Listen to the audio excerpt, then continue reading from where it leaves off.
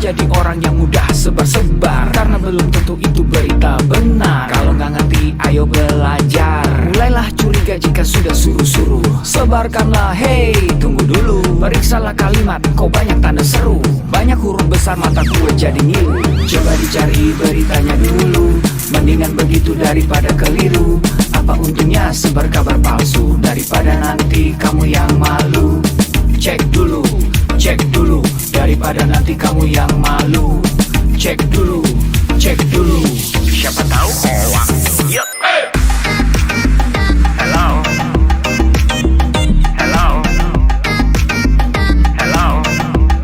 siapa tahu hoax. Yup.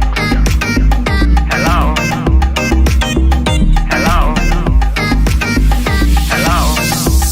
siapa tahu hoax. Hoax itu konten yang negatif, tujuannya itu ya provokatif. Paling cocok buat orang yang sensitif. Kalau ke gue ya gak efektif, tapi semua suka yang positif. Misalnya video yang inspiratif, meme yang lucu, itu juga sip. Positif, kreatif, dan produktif. Coba dicari beritanya dulu, mendingan begitu daripada keliru. Apa untungnya sebar kabar palsu, daripada nanti kamu yang malu. Cek dulu, daripada nanti kamu yang malu. Cek dulu, siapa tahu hoax. Yup. Hello,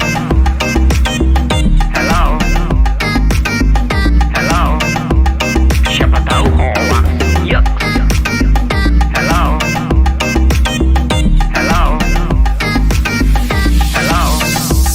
siapa tahu hoax.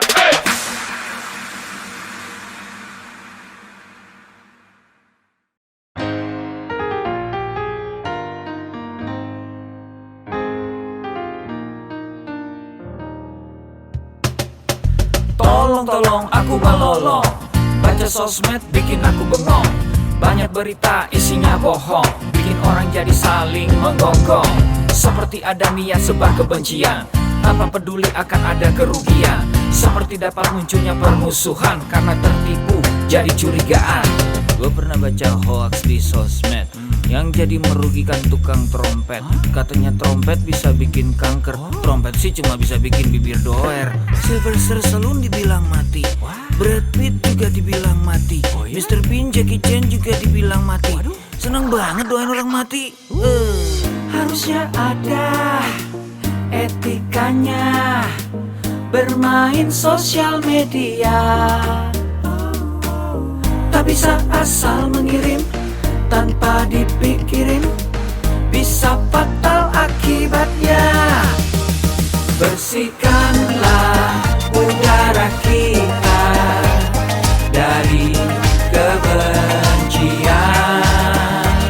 Sebarkan saja cintamu untuk Indonesia. Wahai kepada pengguna sosmed, mari bersatu sampai lengket. Jagalah persatuan, jangan lobet. Hati-hati banyak tukang copet. Hey, jangan sampai salah posting, bisa bikin orang jadi pusing. Cek dulu itu penting, jangan jadi cepat terpancing. Gue pernah takut salah minum, karena bahaya buat tulang sumsum. Hampir semua merek disebutkan, gara-gara itu gue kehausan. Gue tertipu isu PKI, katanya jutaan sudah dipersenjatai. Akibatnya gue keluar biaya, bikin persembunyian bawah tanah. Harusnya ada etikanya bermain sosial media. Tak bisa asal mengirim tanpa dipikirin, bisa fatal akibatnya. Bersihkanlah udara kita dari kebencian. Sebarkan saja cintamu untuk Indonesia. Bersihkanlah udara kita dari kebencian. Sebarkan saja cintamu untuk Indonesia.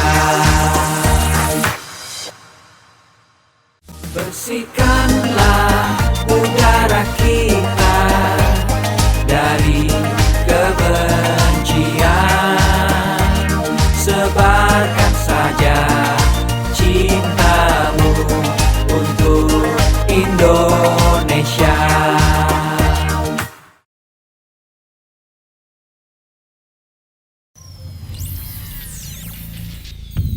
Selamat datang di Indonesia Makin Cakap Digital, langsung dari 34 provinsi, 514 kabupaten kota, diikuti lebih dari 500.000 talenta digital.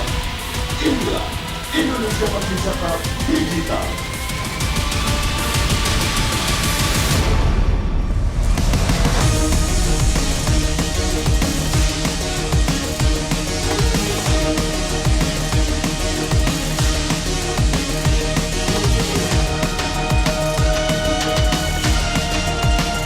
Saya luncurkan program literasi digital nasional hari ini.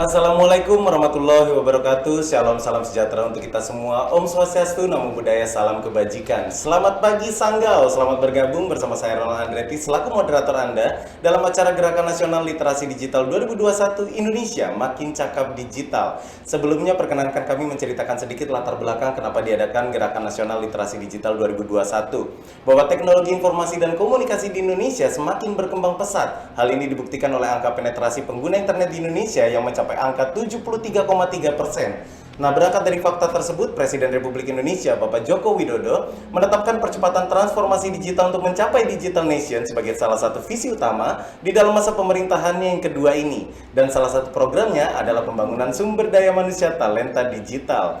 Nah, sesuai dengan arahan visi Presiden di atas, Kementerian Komunikasi dan Informatika bersama mitra jejaring GNLD Siberkreasi telah menyusun sebuah peta jalan literasi digital dari tahun 2021 hingga tahun 2024, di mana telah dirumuskan ada 4 kerangka kurikulum, yaitu digital skills, digital safety, digital ethics, dan digital culture.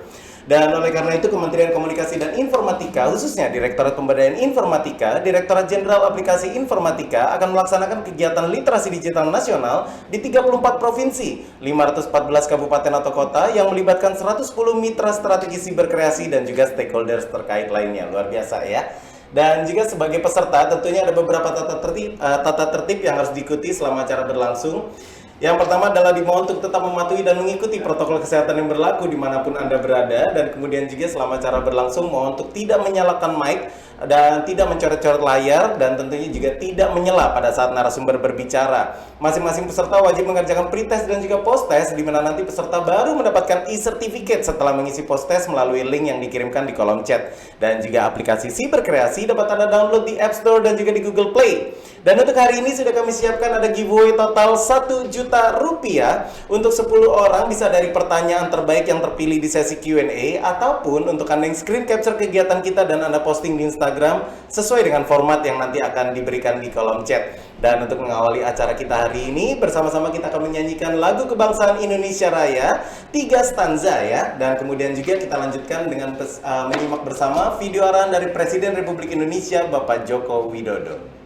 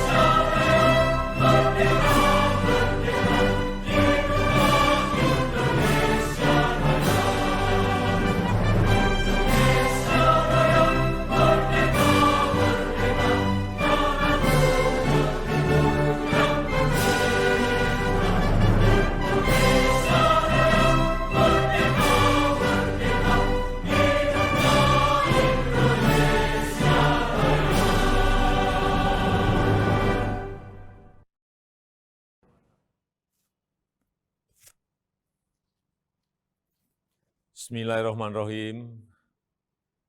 Assalamualaikum warahmatullahi wabarakatuh. Salam sejahtera bagi kita semuanya. Shalom, Om Swastiastu, Namo Buddhaya, salam kebajikan. Yang saya hormati para Menteri Kabinet Indonesia Maju, para Gubernur, Bupati, dan Wali Kota di seluruh tanah air Indonesia, hadirin dan undangan yang berbahagia. Pandemi membuka kesempatan luas bagi kita untuk melakukan transformasi digital secara besar-besaran. Pembangunan infrastruktur digital terus kita percepat. Ekonomi digital, terutama untuk UMKM, terus diperbanyak dan terus ditingkatkan. Pemerintahan digital juga terus diperkuat dan masyarakat disiapkan agar lebih cakap digital. Insya Allah pada akhir tahun 2022, 12.548 desa kelurahan akan terjangkau sinyal 4G. Percepatan 10 tahun lebih maju dari rencana sebelumnya yang selesai pada tahun 2032. Infrastruktur digital tidak berdiri sendiri. Jadi saat jaringan internetnya telah tersedia, harus diikuti kesiapan pengguna internetnya agar manfaat positif internet dapat dioptimalkan untuk membuat masyarakat semakin cerdas dan produktif. Sebaliknya, efek negatifnya harus dapat terus ditekan, terus diminimalkan. Bapak Ibu yang saya hormati, tantangan di ruang digital semakin besar, sangat besar. Konten-konten negatif terus bermunculan. Kejahatan di ruang digital terus meningkat. Hoax, penipuan daring, perjudian, eksploitasi seksual pada anak, perundungan siber, ujaran kebencian, radikalisme berbasis digital perlu terus diwaspadai karena mengancam persatuan dan kesatuan bangsa. Kewajiban kita bersama untuk terus meminimalkan konten negatif, membanjiri ruang digital dengan konten-konten positif, banjiri terus, isi terus dengan konten-konten positif. Kita harus tingkatkan kecakapan digital masyarakat agar mampu menciptakan lebih banyak konten kreatif yang mendidik, yang menyejukkan, yang menyerukan perdamaian. Internet harus mampu meningkatkan produktivitas masyarakat, membuat UMKM naik kelas, perbanyak UMKM onboarding ke platform e-commerce, sehingga internet bisa memberi nilai tambah ekonomi bagi seluruh lapisan masyarakat. Hadirin sekalian, literasi digital adalah kerja besar. Pemerintah tidak bisa bekerja sendirian.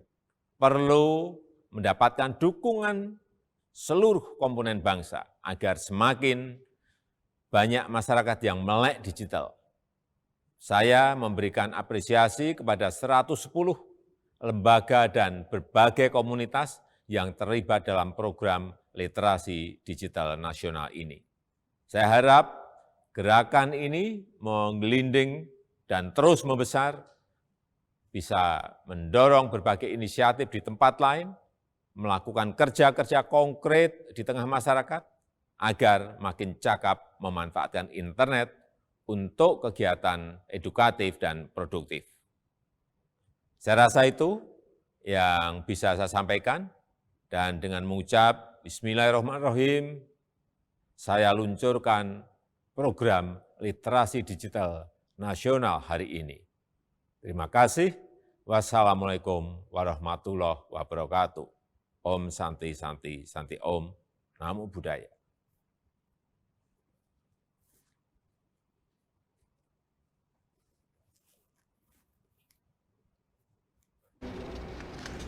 Dan kini akan kita simak bersama keynote speech yang akan disampaikan oleh Direktur Jenderal Aplikasi Informatika, Bapak Samuel Abrijani Pangerapan BSC. Diikuti juga dengan keynote speech yang akan disampaikan oleh Bupati Sanggau, Bapak Paulus Hadi, SIP MSI. Pastikan kita selalu menerapkan protokol kesehatan dengan menggunakan masker, menjaga jarak, dan selalu cuci tangan. Assalamualaikum warahmatullahi wabarakatuh. Salam sejahtera bagi kita semua. Om Swastiastu, Namo Buddhaya, salam kebajikan. Rekan-rekan yang saya hormati, puji syukur kita panjatkan kehadirat Tuhan Yang Maha Esa. Atas berkat dan rahmat-Nya, kita dapat berkumpul secara virtual dalam keadaan sehat di tengah situasi pandemi COVID-19. Semoga kita semua senantiasa dilimpahi dengan kesehatan dan damai sejahtera dalam upaya kita melawan pandemi COVID-19. Menjadi kebanggaan tersendiri bagi saya untuk membuka acara ini, di mana acara ini merupakan sebuah kegiatan yang diadakan oleh Kementerian Kominfo bekerjasama dengan Cyber Kreasi di bawah kerangka program literasi digital. Sebagaimana yang telah kita ketahui bersama, kehadiran pandemi dan pesatnya perkembangan teknologi telah mengubah cara kita beraktivitas dan bekerja. Kehadiran teknologi sebagai bagian dari kehidupan masyarakat inilah yang semakin mempertegas bahwa kita sedang menghadapi era disrupsi teknologi. Untuk menghadapi hal tersebut, kita semua harus mempercepat kerjasama kita dalam mewujudkan agenda transformasi digital Indonesia. Rekan sekalian yang berbahagia, salah satu pilar penting dalam mendukung terwujudnya agenda transformasi digital adalah menciptakan masyarakat digital, di mana kemampuan literasi digital masyarakat memegang peranan penting di dalamnya. Sebagai tingkat paling dasar, kemampuan literasi digital merupakan kemampuan yang paling krusial dalam menghadapi perkembangan teknologi saat ini untuk mewujudkan masyarakat Indonesia yang tidak hanya mengenal teknologi, namun juga cermat dalam menggunakannya. Pada tahun 2020, Kementerian Kominfo bersama Kata Data melakukan survei status literasi digital nasional, mengacu pada kerangka literasi digital milik UNESCO. Kajian tersebut menunjukkan bahwa indeks literasi digital Indonesia ada pada angka 3,47 dari skala 1 sampai 4. Di mana hal itu menunjukkan bahwa indeks literasi digital kita hanya ada pada sedikit di atas tingkat sedang, namun belum mencapai tingkat baik. Untuk mencapai tingkat literasi yang baik, pemerintah tidak dapat bekerja sendiri. Kementerian Kominfo bersama Cyber Kreasi dan berbagai stakeholder terus berupaya mengadakan berbagai kegiatan untuk meningkatkan kemampuan literasi digital masyarakat Indonesia, dan salah satunya adalah yang sedang rekan-rekan sekalian ikuti sekarang. Rekan-rekan yang saya hormati, dalam menghadapi perkembangan teknologi yang sangat cepat, literasi digital merupakan kunci dan fondasi utama harus kita semua miliki. Pemerintah dalam hal ini, Kementerian Kominfo, bersama dengan Cyber Kreasi berkomitmen akan terus melakukan upaya meningkatkan literasi digital masyarakat lewat berbagai macam inisiatif kegiatan. Adanya berbagai inisiatif kegiatan literasi digital diharapkan dapat memfasilitasi dan semakin mendorong terwujudnya masyarakat digital Indonesia.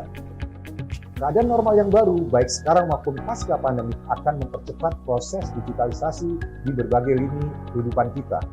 Maka dari itu, kita harus mempersiapkan SDM kita dengan keterampilan digital yang sesuai untuk menghadapi perubahan ini. Akhir kata, mari kita membawa perubahan positif untuk Indonesia yang lebih baik. Kita ciptakan inovasi-inovasi berkualitas dengan mengembangkan talenta dan memaksimalkan potensi masyarakat digital Indonesia. Bersama kita dapat melalui pandemi dengan menjadi lebih baik dari masa sebelumnya. Demikian sambutan yang dapat saya sampaikan. Selamat mengikuti kegiatan, tetap semangat, dan salam literasi digital. Wassalamualaikum warahmatullahi wabarakatuh. Om Santi Santi Santi Om.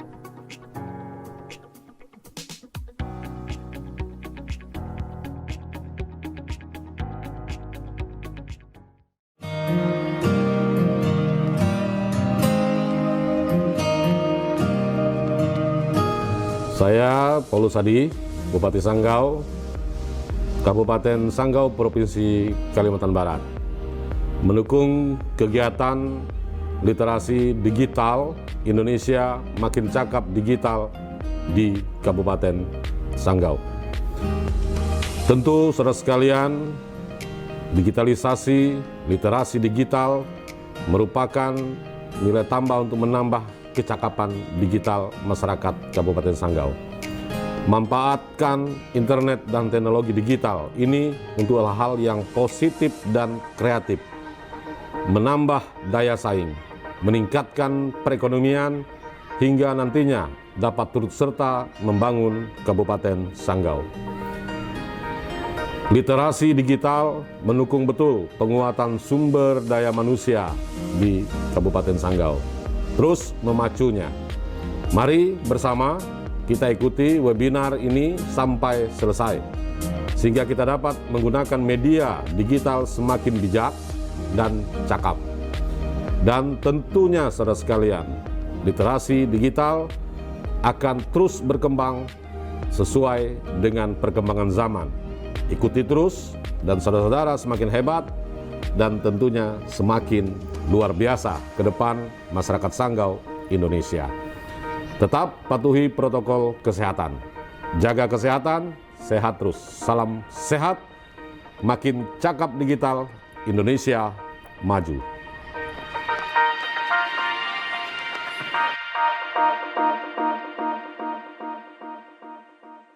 Terima kasih untuk Bupati Sanggau yang telah membuka dan juga mendukung acara hari ini, dan tentunya bersama-sama untuk mengawali acara, kami ingin mengajak Anda untuk menundukkan kepala sejenak. Kita akan berdoa demi kelancaran acara kita hari ini. Semoga teman-teman yang berada di Sanggau dapat menerima manfaat dari literasi digital kita, dan tentu saja kita turut mendoakan untuk Indonesia kita cintai, semoga segera pulih kembali di tengah masa sulit, di tengah pandemi yang mewabah di seluruh dunia saat ini.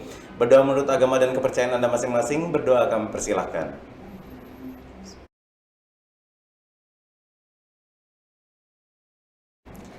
Amin. Terima kasih. Semoga semua doa terbaik kita segera dikabulkan oleh Tuhan Yang Maha Esa. Dan kali ini kita langsung saja memulai literasi digital kita dengan topik besar kita adalah Bangsa Indonesia Merdeka dari Hoax bersama Literasi Digital. Dan untuk itu kita langsung menyapa narasumber kita yang pertama untuk bahas soal etika digital nih, salah satu pilar dari literasi digital, bersama seorang anggota TI RBN Kemenpan RB. Kali ini kami menyapa selamat pagi untuk Bu Eva Kusuma Sundari MA.MDE.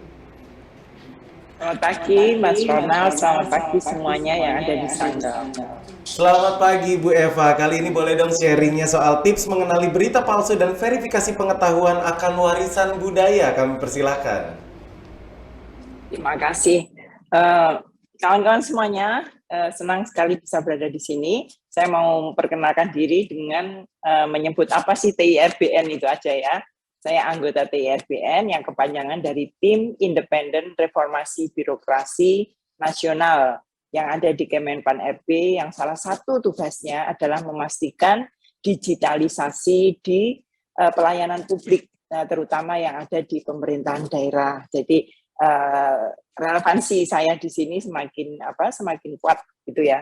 Baik, tugas yang diberikan oleh panitia kepada saya adalah memerangi hoax dan memastikan bahwa apapun yang ada di Digitalia itu tidak meninggalkan nilai-nilai budaya ya. Kalau nanti ada pembicara berikutnya menyatakan warisan yang berupa fisik, saya ingin menyampaikan bahwa nilai-nilai budaya itu yang harus kita integrasikan di dalam perspektif kita.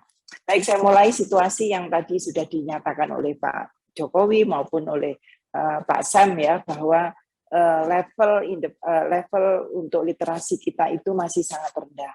Level literasi itu dilihat dari beberapa hal. Salah satunya adalah dominannya hoax, kemudian juga hate speech atau ujaran kebencian, dan yang berikutnya adalah penipuan-penipuan. 3 faktor ini yang menyebabkan Indonesia ditempatkan di Asia Tenggara sebagai netizen paling nggak mutu gitu ya, paling bawah. Sedih ya, sementara Pak Presiden menjadi ketua perekonomian G20, yaitu negara yang paling kaya di dunia, dan kita berada di level keempat insya Allah di 2024. Tapi perilaku netizen kita nggak sesuai dan nggak cocok, bahkan akan berdampak buruk pada peluang kita yang akan datang tersebut. Jadi pada kali ini saya ingin menantang kita semua dengan ada peribahasa yang harus kita ingat semua. Jadi ada ekspresi seperti ini: low people talk about people, Average people talk about events, peristiwa. High people atau orang yang berkualitas talk about ideas, talk about gagasan. Jadi ada 3 level ya. Dan kita itu di level yang terendah tadi, suka ngomongin orang, suka mengajak benci kepada orang, kemudian juga suka adu domba. Jadi yang diurus tuh orang ya. Jadi itu yang menyebabkan hoax, hate speech, kemudian bullying, dan seterusnya. Pantes kalau kemudian level literasi kita itu masih yang terendah. Dan bahkan Microsoft risetnya menyatakan kita ini paling brutal ya, karena bullyingnya minta ampun. Saya itu kalau di Twitter itu melihat itu ya agak sedih sekali ya, orang saling ngolok-ngolok itu orang.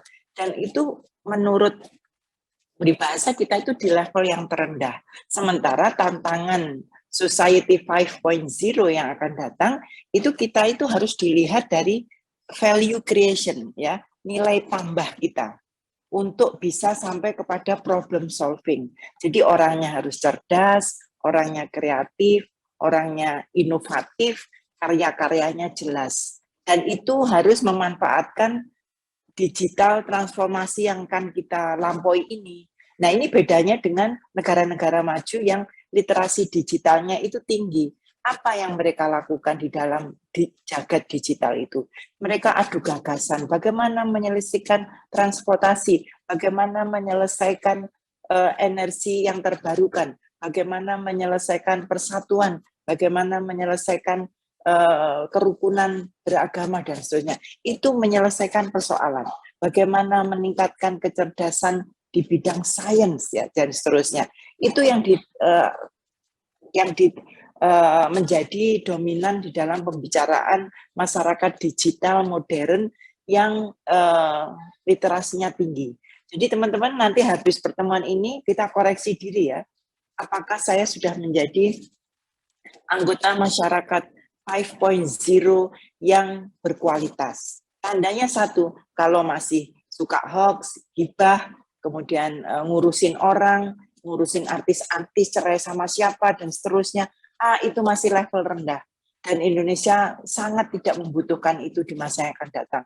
Tapi kalau isinya adalah kemajuan-kemajuan ya, ada pembuatan nilai tambah. Oh yang ini loh strategi cara untuk belajar bahasa Jerman, ini linknya.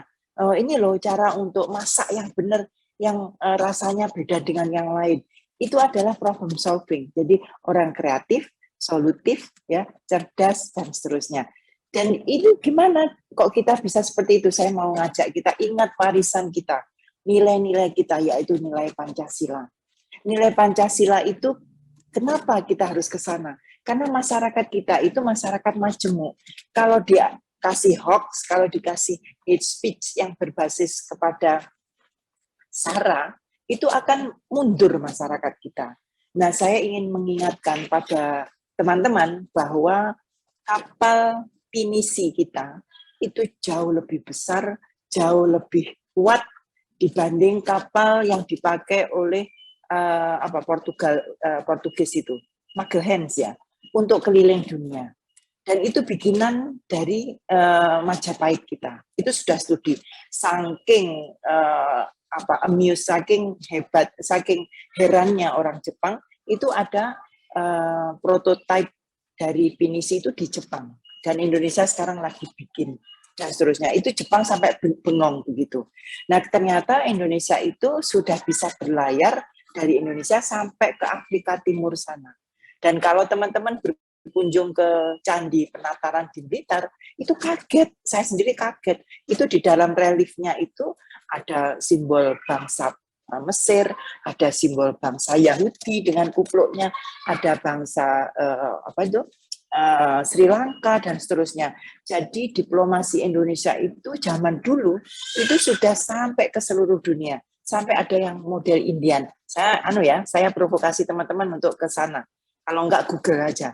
Itu Candi Penataran relief, Candi Penataran ternyata jauh melebihi Mahabharata katanya peneliti yang ada di Jerman. Karena di situ diisi diplomasi. Kalau Mahabharata itu kan isinya India doang. Kalau kita enggak, sampai ke negara mana, sampai Yahudi, Cina. Masya Allah, sampai sebegitu ya penelitian dari, aduh, saya kenal orangnya dari Jerman itu sampai, I think you are amazing, Eva. Indonesia is amazing gitu. Nah, itulah warisan yang harusnya kita tahu.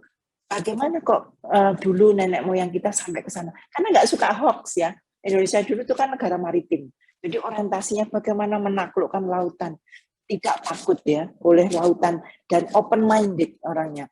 Siapapun, oh ya silakan. Islam datang silakan, Hindu datang silakan, Buddha datang silakan. Sehingga orang kita itu pandai mengelola perbedaan-perbedaan dan tidak mau mengurusi perbedaan-perbedaan itu, tapi kemudian bagaimana perbedaan-perbedaan itu menjadi modal untuk kemajuan. Ini warisan ya, yang ini. Nah, sekarang ada digital. Harusnya itu bisa dilipat gandakan, teman-teman, kalau mindset-nya betul ya. Jadi kita noto mindset, kita ngatur mindset ya sekarang bahwa we want to achieve the highest level of society 5.0. Jadi kita ingin yang naik tingkat. Nah, jadi tadi Pak Jokowi ngomong, ayo UMKM-nya, ayo makin produktif, makin efisien dan seterusnya dengan ini. Contoh yang paling gampang ya, saya selalu pakai ini contohnya, itu adalah Pak Nadiem Makarim. Usia 36 tahun kok bisa punya aset sampai 40-an triliun dan bisa bikin bisnis sampai seluruh ASEAN. Ini luar biasa ya. Dan sekarang dia ngegas untuk bikin perubahan di pendidikan. Harapan saya dengan transformasi pendidikan nanti bisa berpikir cerdas, open mind, open heart, open will, bisa gotong royong, kolaborasi. Contoh yang paling bagus di sini adalah kolaborasi, bekerja sama. Kalau orang bekerja sama tidak akan melihat salah, begitu ya. Tapi bagaimana menyelesaikan persoalan. Lanjut. Nah, hambatan kita yang paling menakutkan itu adalah hoax.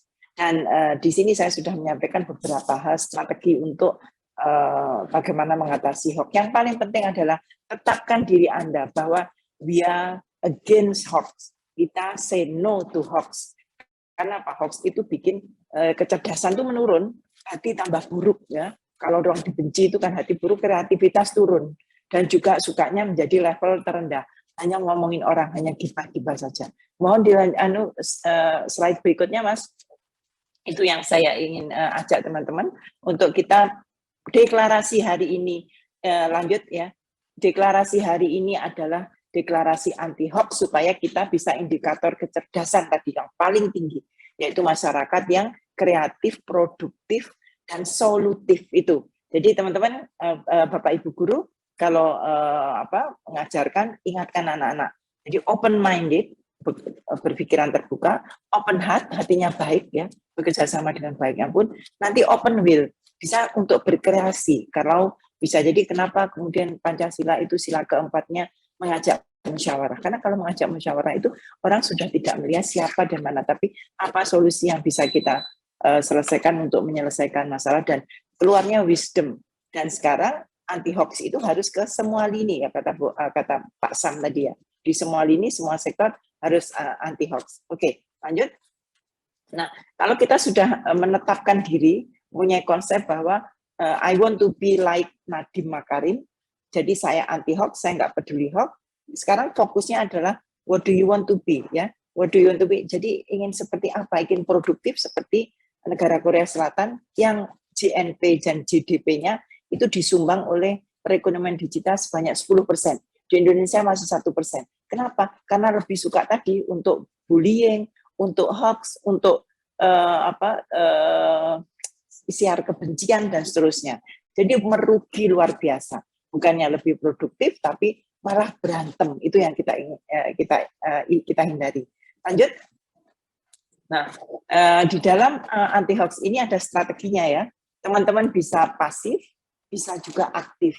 Kalau pasif, blokir aja. Sesuatu yang tidak sesuai dengan konsep diri Anda. Saya ingin produktif. Jadi kalau ada dapat chattingan yang tidak sesuai dengan tujuan Anda, blok saja. Tapi kalau Anda ingin aktif karena dilihat kok ini membahayakan, itu bisa dilaporkan. Dilaporkannya tentu nggak usah pakai yang berat-berat ya, karena kita pelajar. Laporkan di Kominfo, laporkan di cyber crime polisi, dan kemudian yang paling penting kita jaga diri kita, jangan ikut-ikut menjadi rendah. Bagaimana caranya? Pengaturan privacy ya. Jadi orang tidak bisa kemudian seenaknya saja membawa nomor kita ataupun akun kita ke dalam suatu grup misalkan, karena tidak sesuai begitu. Lanjutnya, nah karena kita harus cerdas ya, nanti ada skillnya, kita harus cerdas karena ini ada strategi untuk mengetahui dan mengenali apa hoax apa tidak sebelum kita blokir. Kalau sudah www abal-abal ya, ini nggak jelas, pura-pura jadi Kompas. Kompas itu kan Kompas ide gitu ya, terus tiba-tiba ada Kompas belakangnya titik apa itu, wah ini berarti sudah mau abal-abal, kita tinggalkan saja. Kemudian diverifikasi ini pantas apa enggak sih? Apakah ada dipotong-potong ya kayak pidatonya Mary Riana dulu ya. Mary Riana sampai kaget ya, loh kok pidatoku dipotong. Jadi tujuan utama untuk memotivasi menjadi mengkritik habis-habisan yang tidak sesuai, padahal dia jatahnya motivasi malah kayak mengajak untuk hate speech begitu. Nah ini jelas pesannya tidak. Tapi yang paling penting, if you want to be smart, jadi potong aja semua yang membuat Anda bodoh. Kalau Anda ingin baik, maka potong semua akun-akun yang membuat Anda menjadi tidak baik. Ini adalah cara. Dan yang paling penting, masuklah ke grup-grup yang sesuai dengan tujuan. Jadi saya sekarang pengen belajar berdagang, saya masuk ke dalam grup besarnya Pak Ciputra, ya bisnis. Jadi kalau sesuai saya masuk, kalau enggak. Tapi saya sekarang membangun komunitas yang produktif sesuai dengan tujuan saya. Saya ingin belajar sastra, saya masuk ke dalam grupnya teman-teman penulis perempuan. Jadi di sana, jadi saya tambah yang disebut dengan value creation. Tadi saya lakukan. Saya sekarang bisa nulis, kemudian saya bisa menulis cerpen, bisa menulis resensi buku, dia dibaca di Kompas, saya sampai, wow, saya sudah bisa ke sana. Saya belajar melalui kelas-kelas jarak jauh ini. Jadi teman-teman kalau mau jadi apa, tetapkan dulu konsep diri, kemudian bangun komunitas sesuai dengan konsep Anda. Ini adalah untuk menjadi smart. Dan jangan lupa bahwa budaya kita adalah budaya Pancasila. Jadi apa etika yang ada di offline, bawalah menjadi etika online. Ketika kita nggak boleh ngomong sara, don't do that in online. Kalau Anda tidak mau diskriminasi, jangan mendiskriminasi orang. Kalau Anda tidak mau dibullying, jangan bully. Ini pesannya. Dan dengan berpancasila tadi ya, berketuhanan, tidak fanatik, kemudian berperi kemanusiaan, sehingga berkesetaraan, menjaga persatuan, dan bermusyawarah kolaborasi, maka terwujudlah keadilan sosial atau welfare. Nah, asas-asas inilah yang harus kita pakai untuk menjadi masyarakat yang akhirnya bisa sampai kepada perekonomian terbesar keempat di dunia atau Golden Indonesian ya, Gold Indonesian 2045 itu dengan menjadi SDM yang produktif, kreatif, solutif. Kuncinya satu, solutif. Ingat ya, high level people talk about ideas, about gagasan, about kreasi-kreasi berkemajuan. Tapi low people talk about people. Kalau orang Jawa ngerasani, gosipin, nah itu low people ya. Jadi saya sedih ya, media sekarang itu isinya ini cerai sama ini pacaran sama ini, aduh ya ampun ini beli tas segini dan seterusnya. Kok gak bikin pinter kita ya, gitu lanjutnya. Nah, memerangi hoax adalah seperti ini, tapi saya ingatkan juga teman-teman bahwa kita juga harus menjaga persatuan ya. Kalau ada sesuatu yang luar biasa, maka kita ingatin mereka ya, jangan disebarin dong, ini akan berdampak negatif. Itu yang aktif ya. Terus kemudian kalau sudah nggak bisa ditahan, itu bisa diingatkan tentang hukum-hukum yang ada di Indonesia. Dan hukum yang ada di Indonesia itu adalah hukum terutama adalah ITE. ITE itu untuk mengingatkan bahwa forward gambar, forward berita, forward apapun konten, itu sudah kena kriminal. Jadi orang nggak bikin, tapi ikut mem-forward, itu sudah kena kriminal juga. Jadi kena delik gitu ya, apalagi yang yang menciptakan. Dan Indonesia itu walaupun sangat beragam, yang katanya riset makin beragam, makin kreatif, ternyata level inovasi kita itu masih kelima terburuk di dunia. Jadi Pak Jokowi kan sampai sedih ya, dibikinnya infrastruktur, tapi inovasi kita masih lemah. Kenapa? Ternyata perizinan kemudian diperbaiki, digenjot dan seterusnya sampai sekarang nggak boleh perizinan di lapangan, harus pakai online dan seterusnya. Itu misalkan kemajuan-kemajuan yang diharapkan muncul karena digitalisasi. Oke, lanjutnya. Nah, saya sudah sampaikan di sini antisipasinya, strateginya, kenali konten sudah banyak di sini. Saya berharap materi ini disebarkan kepada panitia, mungkin melalui Google Drive dan ditaruh di chat ya, supaya semua punya akses terhadap ini. Dan saya ingin sampai ke yang terakhir, yaitu tentang hukum-hukum yang harus kita perhatikan agar kita bisa sampai kepada masyarakat yang tadi kreatif dan tidak ngurus hoax, tidak terjebak hoax, dan bahkan tidak ikut-ikutan hoax. Kenapa bahayanya hoax ini? Karena 10% pengguna gadget kita itu ternyata hanya yang bikin konten, 90%-nya hanya user, hanya forward, kemudian kopas dan seterusnya. Jadi Bapak Ibu, tantangan di pendidikan adalah seperti yang ada di Denmark, bagaimana memastikan mereka dikenalkan literasi digital dan menggunakan sepenuhnya digital ini untuk memfasilitasi proses belajar mengajar.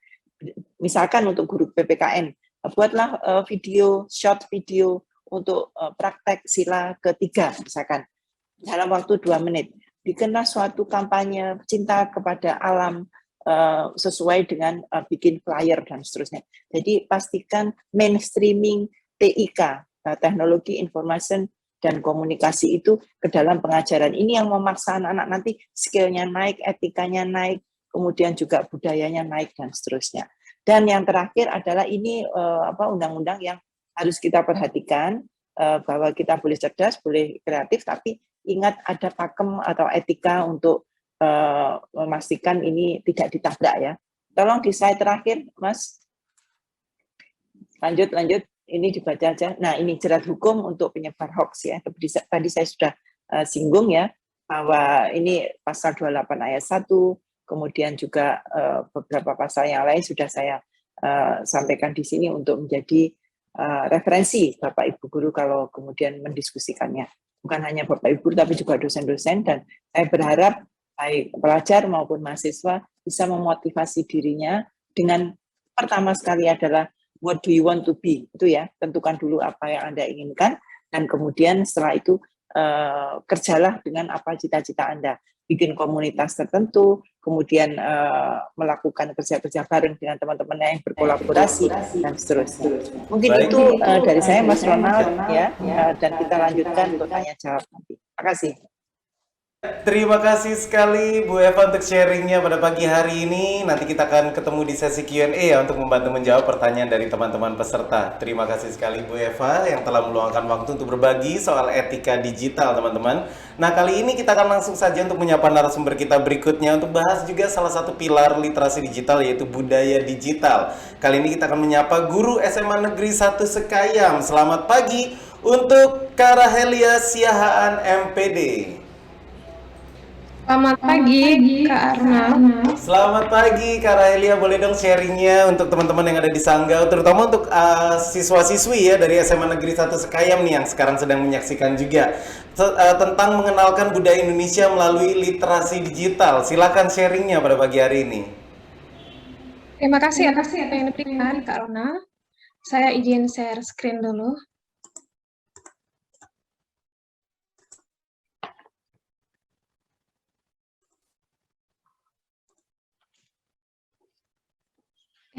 Selamat pagi, salam sejahtera dan salam sehat untuk kita semua.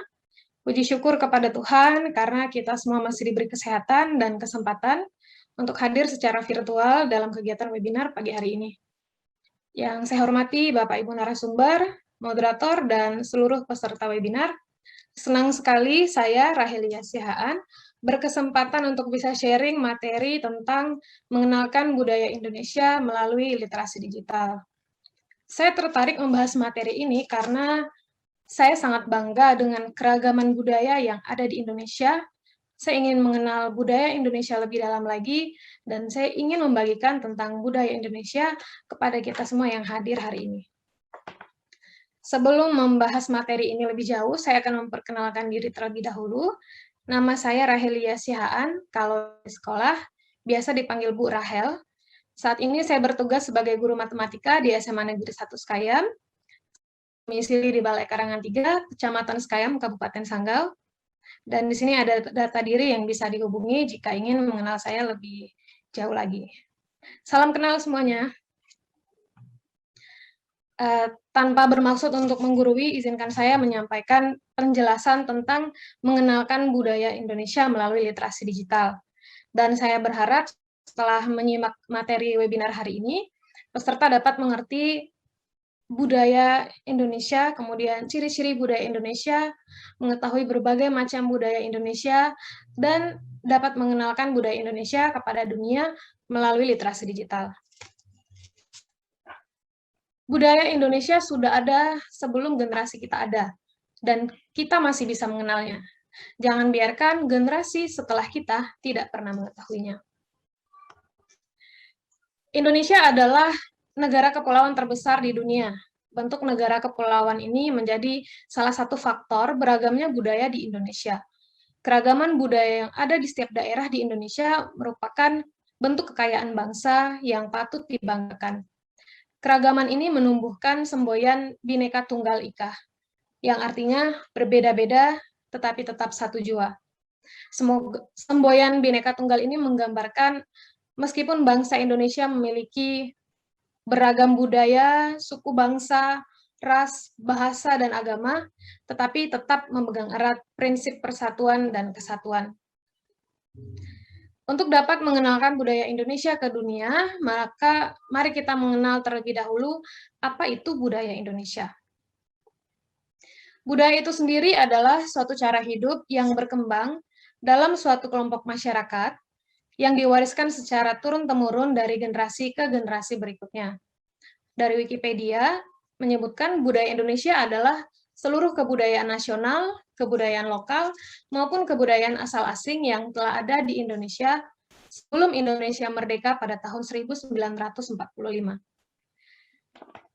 Yang dimaksud dengan kebudayaan nasional adalah kebudayaan yang diakui sebagai identitas nasional atau jati diri bangsa, yang di dalamnya terdapat unsur kebudayaan lokal dan unsur kebudayaan asing, serta unsur kreasi baru atau hasil invensi nasional. Sedangkan kebudayaan lokal adalah berkaitan dengan berbagai aspek kehidupan masyarakat di seluruh daerah Indonesia, seperti tarian daerah, pakaian adat, maupun rumah adat. Dan kebudayaan asal asing maksudnya adalah budaya Indonesia tidak hanya mencakup budaya asli Bumi Putra, tetapi juga mencakup budaya-budaya pribumi yang mendapat pengaruh budaya Tionghoa, Arab, India, maupun Eropa.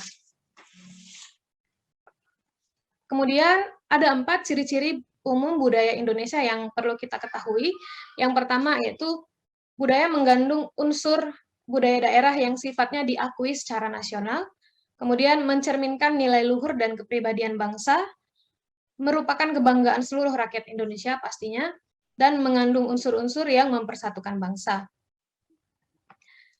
Ada beragam macam budaya di Indonesia, di antaranya ada budaya yang berkaitan dengan perilaku masyarakat, dan ada budaya yang berkaitan dengan seni dan keindahan.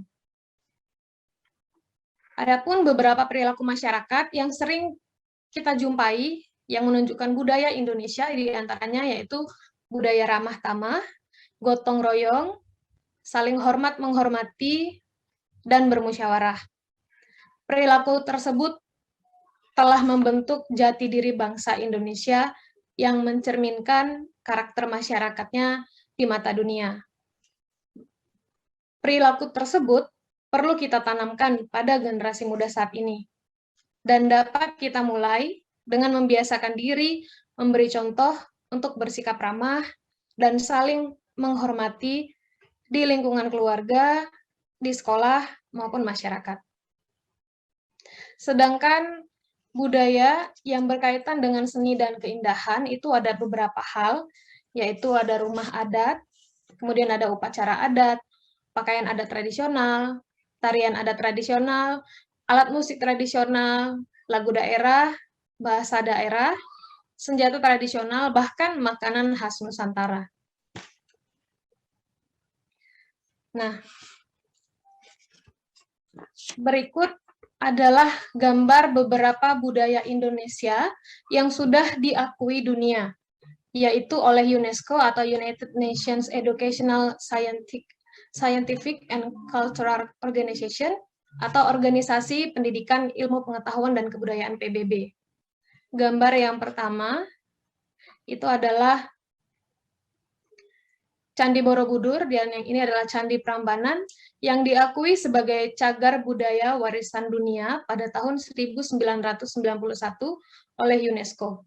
Kemudian ini ada gambar situs manusia purba Sangiran yang diakui sebagai cagar budaya warisan dunia pada tahun 1996 oleh UNESCO. Kemudian ada wayang kulit yang diakui sebagai warisan budaya Indonesia pada tahun 2003 oleh UNESCO, dan ada keris yang diakui sebagai warisan budaya Indonesia pada tahun 2008 oleh UNESCO. Kemudian ada batik. Batik merupakan, kita semua sudah tahu ya, batik merupakan sebuah kain yang memiliki berbagai motif dan merupakan salah satu kebanggaan Nusantara yang telah ditetapkan sebagai warisan kemanusiaan untuk budaya lisan dan non-bendawi yang diakui oleh UNESCO pada tahun 2009.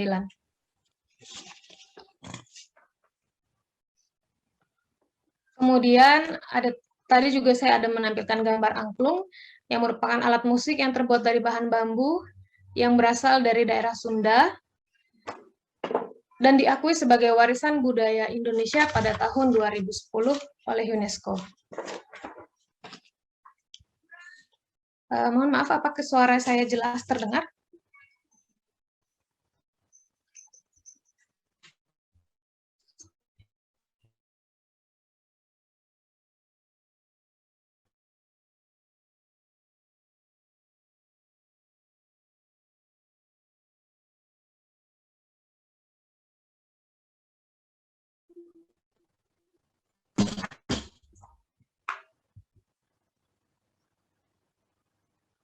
Ada angklung, dan angklung ini merupakan alat musik yang terbuat dari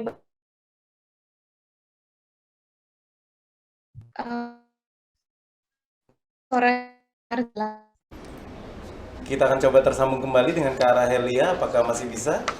Selamat pagi Kak Rahelia. Baik, nanti kita sambil menantikan Kak Rahelia dapat tersambung kembali, kami ingatkan teman-teman jangan lupa untuk mengirimkan pertanyaan di kolom chat seputar topik yang diangkat oleh masing-masing narasumber, karena nanti di akhir acara akan ada sesi Q&A. Bila pertanyaan kalian terpilih menjadi pertanyaan terbaik yang bisa diajukan kepada narasumber, masing-masing akan menerima hadiah giveaway dari kita adalah Rp1.000. Kurang ya, Rp100.000 ya. Dan nanti tentu saja kita juga akan mengumumkan siapa saja para calon peserta yang akan menerima verifikasi dari kita di akhir acara. Namun kini kita coba sekali lagi tersambung dengan Kak Rahelia. Apakah belum bisa? Belum bisa ya. Baik, kalau begitu ya, sudah tersambung kembali Kak Rahelia.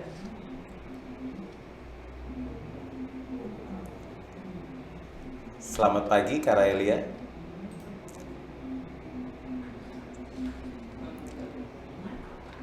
Terlepas kembali. Baik. Ya, Kak Rahelia, selamat pagi. Ya, Kak Rahelia silakan dilanjutkan, masih ada 5 menit tersisa, kami persilakan dilanjutkan. Oke, baik. Mohon maaf, tadi ada gangguan sedikit. Ya, silakan.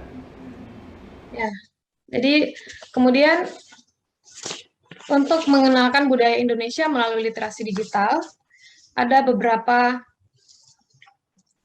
hal yang perlu kita ketahui. Yang pertama, bahwa mengingat kembali apa sih itu literasi digital. Literasi digital merupakan pengetahuan dan kecakapan dalam menggunakan media digital. Dan tahapan-tahapan untuk mengenal budaya Indonesia melalui literasi digital itu bisa kita lakukan. Yang pertama adalah kita share, kemudian promosi, kita pelajari budaya itu sendiri, kemudian kita branding, artinya kita jadikan budaya itu sebagai identitas diri. Kemudian kita mengkolaborasikan budaya dengan teknologi dan media. Dan terakhir kita adalah menjadi fasilitator, membantu memberikan jalan dan tempat bagi para pegiat seni di media digital. Nah, mengenalkan budaya digital itu sangat penting, karena budaya Indonesia sendiri adalah sebagai cara hidup yang perlu diwariskan dari generasi ke generasi, dan perlu diteruskan kepada generasi selanjutnya. Jika tidak, maka generasi selanjutnya akan kehilangan identitasnya. Dengan mengetahui dan memahami adanya keragaman budaya Indonesia tersebut, Maka setiap orang harus meningkatkan rasa toleransi sehingga tidak menjadikan perbedaan sebagai batasan, melainkan pelengkap. Dan manfaat mengenalkan budaya Indonesia itu ada diantaranya ada 5 hal. Yang pertama adalah nilai ekonomi, itu menambah perekonomian masyarakat. Kemudian pariwisata, kita bisa mendatangkan turis melalui mengenalkan budaya. Kemudian memperkenalkan budaya itu sendiri. Dan manfaat pertahanan, di mana kita bisa mencegah pengklaiman budaya oleh pihak lain, dan pastinya sebagai alat pemersatu atau integrasi bangsa. Berikut saya berikan beberapa contoh penggunaan media sosial sebagai sarana mengenalkan budaya Indonesia. Ya, di sini kita bisa menampilkan seni dan keindahan budaya Indonesia melalui media sosial kita. Dan saya berikan sebuah video untuk kita saksikan bersama, di mana ini adalah contoh mengenalkan budaya Indonesia ke dunia. Sorry.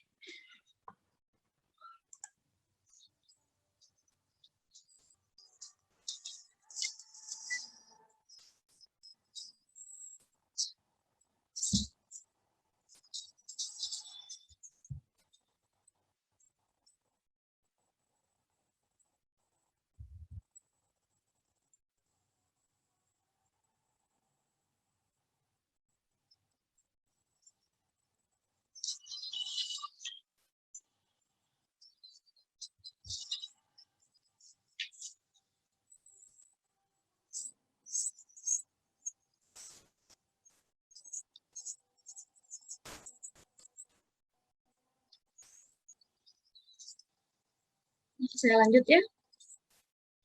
Nah, jadi ada beberapa kesimpulan yang bisa saya ambilkan dari materi hari ini. Yang pertama, dengan mengenalkan budaya Indonesia melalui literasi digital, kita sudah berperan aktif dalam melestarikan kebudayaan yang ada dan belajar menanamkan jiwa nasionalisme. Kemajuan teknologi bukanlah alasan untuk tidak melestarikan kebudayaan. Budaya adalah identitas bangsa, maka kewajiban kitalah untuk menjaganya. Yang ketiga, literasi digital berperan penting untuk mengenalkan budaya Indonesia kepada generasi muda dan dunia. Dan yang terakhir, mari generasi muda kita lebih produktif dalam bermedia sosial dengan memanfaatkan teknologi digital untuk memperkenalkan budaya Indonesia. Sekian yang dapat saya sampaikan. Jika ada kata atau ucapan yang kurang berkenan, mohon dimaafkan. Terima kasih kepada peserta yang sudah menyimak, walaupun ada beberapa gangguan tadi. Saya kembalikan ke moderator. Selamat pagi. Selamat pagi, terima kasih sekali Kak Rahelia untuk sharingnya pada pagi hari ini. Nanti kita akan bertemu di sesi Q&A ya, untuk membantu menjawab pertanyaan dari teman-teman peserta. Dan tentunya tadi sudah kita bahas sedikit soal budaya digital. Kalau misalnya teman-teman masih ada pertanyaan seputar topik yang diangkat oleh Kak Rahelia tadi, langsung aja ketik di kolom komentar sekarang juga ya. Jangan lupa sesuai dengan format, hati-hati dengan data dirinya. Jangan sampai muncul di settingan seen to everyone. Kalau bisa semuanya ke admin Q&A aja untuk data-data pribadinya ya. Dan kali ini kita akan bahas juga soal keamanan digital. Baru saya tadi bilang soal data diri jangan sampai muncul ke publik ya, karena tentunya takut disalahgunakan oleh oknum tidak bertanggung jawab. Dan kali ini kita akan bertemu dengan key opinion leader kita pada pagi hari ini, seorang perwakilan dari CMO dan juga co-founder dari Bicara Project yang kemarin baru saja nge-MC juga untuk acara Isyara Saraswati. Kemudian juga Bicara Project ini akan ada project-project lainnya yang sedang berkembang. Kayaknya bakal ada kantor baru. Kali ini kita langsung sapa saja. Selamat pagi untuk Kak Cika Audika SIA. Selamat pagi, Kak Ronald. Aduh, udah hafal ya, Kak Ronald ya, luar biasa banget loh. Update Pengen sekali. dipindahin ke dekat rumah saya, boleh nggak, Kak Ronald? boleh. Habis ini saya mau pindah ke Jakarta, sekalian pindah kakak juga ya. Baik, kali ini kita akan bertemu dengan Kak Cika, sharingnya nih untuk teman-teman yang ada di Sanggau nih, soal dunia maya dan juga rekam jejak digital. Kami persilakan Kak Cika. Baik, terima kasih banyak Kak Ronald. Aduh, senang banget. Sama-sama. Terima kasih banyak sudah mengundang saya satu frame bareng sama Kak Ronald dan juga narasumber-narasumber hebat lainnya. Selamat pagi, Sanggau. Saya sangat excited hari ini akan membahas tentang keamanan digital. Semoga informasi yang saya berikan bermanfaat. Saya akan coba untuk memberikan singkat, padat, dan jelas saja ya. Kalau udah ngomongin masalah dunia digital, pasti setiap kalinya kita akan meninggalkan sesuatu. Sama, kalau kita habis makan pasti ada yang tertinggal. Kita habis jalan-jalan pasti ada tertinggal, minimal kenangan lah ya seperti itu. Nah, kalau di dunia digital kira-kira apa sih yang tertinggal? Hari ini saya akan membahas mengenai dunia maya dan rekam jejak digital. Ini merupakan salah satu yang sometimes kita lupain, padahal memiliki efek yang besar banget ketika kita bisa meninggalkan rekam jejak yang baik. Coba kita bahas satu persatu ya. Dunia maya. Ada yang tahu nggak sih apa sih sebetulnya dunia maya? Wah, saya yakin semuanya udah tahu ya. Dunia yang rasanya sangat beriringan dengan dunia kita selama ini, yakni dunia nyata gitu ya. Bangun tidur yang dicari gadget. Mau dapetin informasi pasti lewat gadget. Mau berkomunikasi seperti ini pun pasti lewat dunia digital atau dunia maya. Jadi rasanya kalau disuruh pilih, mau pilih ngejalanin hidup secara normal tanpa ada digitalisasi aja, atau saya mau hidup di dunia digital aja ya tanpa merasakan dunia secara nyata, itu nggak bisa. Karena dua-duanya saling menopang, dua-duanya saling membantu. Apalagi di era yang sekarang, era yang baru gitu ya, yang merasakan bahwa wah udah penting banget nih untuk saling paham kepentingan antara dunia digital dan dunia sehari-hari yang dimana dua-duanya saling menopang. Contoh lainnya adalah ketika kita punya rekan sanak saudara yang lokasinya jauh banget ya. Di zaman dulu harus surat-suratan, yang nunggunya mungkin 1 minggu lagi, nanya kabar hari ini gimana, baru nyampe 1 minggu, dibalasnya 2 minggu, mungkin untuk bertukar satu kabar saja membutuhkan waktu sebulan sepertinya. Tapi di zaman sekarang kita bisa langsung telepon, video call, atau kalau zaman dulu belum ada dunia digital, masih lewat SMS-an, 1 karakter Rp1 gitu ya, nggak bisa video call, lihat keadaannya sekarang udah dengan mudahnya bisa lihat lewat video call. Luar biasa ya. Nah, biasanya beberapa tempat atau dunia digital ini akan meninggalkan sebuah rekam jejak digital, teman-teman. Rekam jejak digital kalau bahasa kerennya sih sebutannya adalah digital footprint atau something we did on social media. Sesuatu yang sudah kita lakukan di sosial media.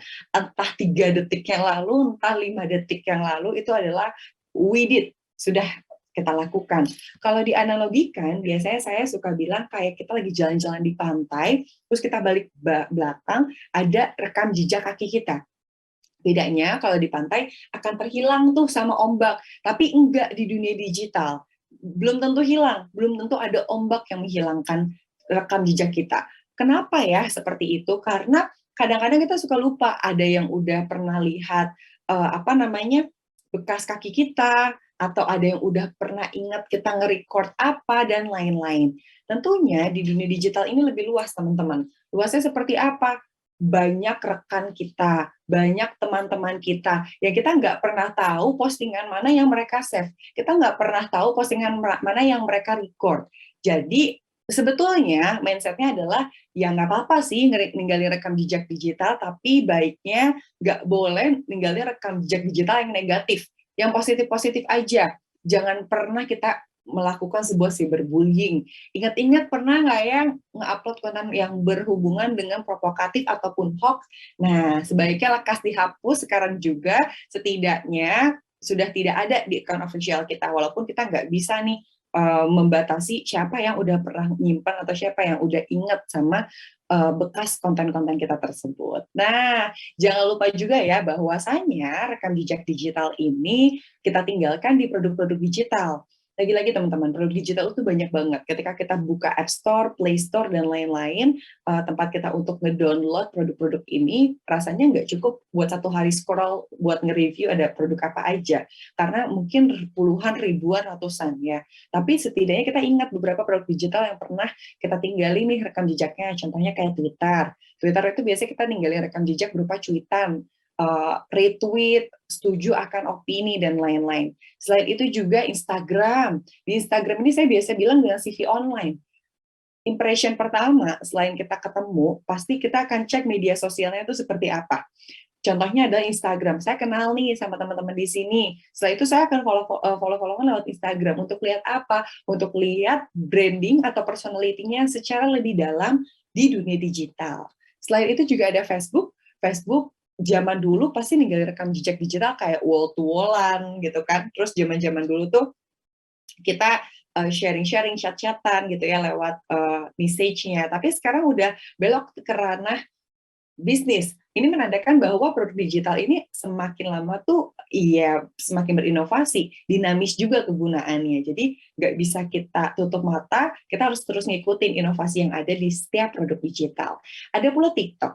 Faktanya TikTok di tahun 2020 sampai 2021 ini emang nggak ada di top 5 media sosial tertinggi yang digunakan, tapi dia memiliki grafik terpanjang dalam 1 tahun dalam bentuk downloader atau user serta penggunanya. TikTok tuh zaman dulu, zaman awal-awal mulai, itu emang masih happening dengan mereka yang suka sama entertaining, singing, dancing, dan lain-lain. Tapi sekarang lebih ke konten-konten edukatif, inovatif, dan juga entertain.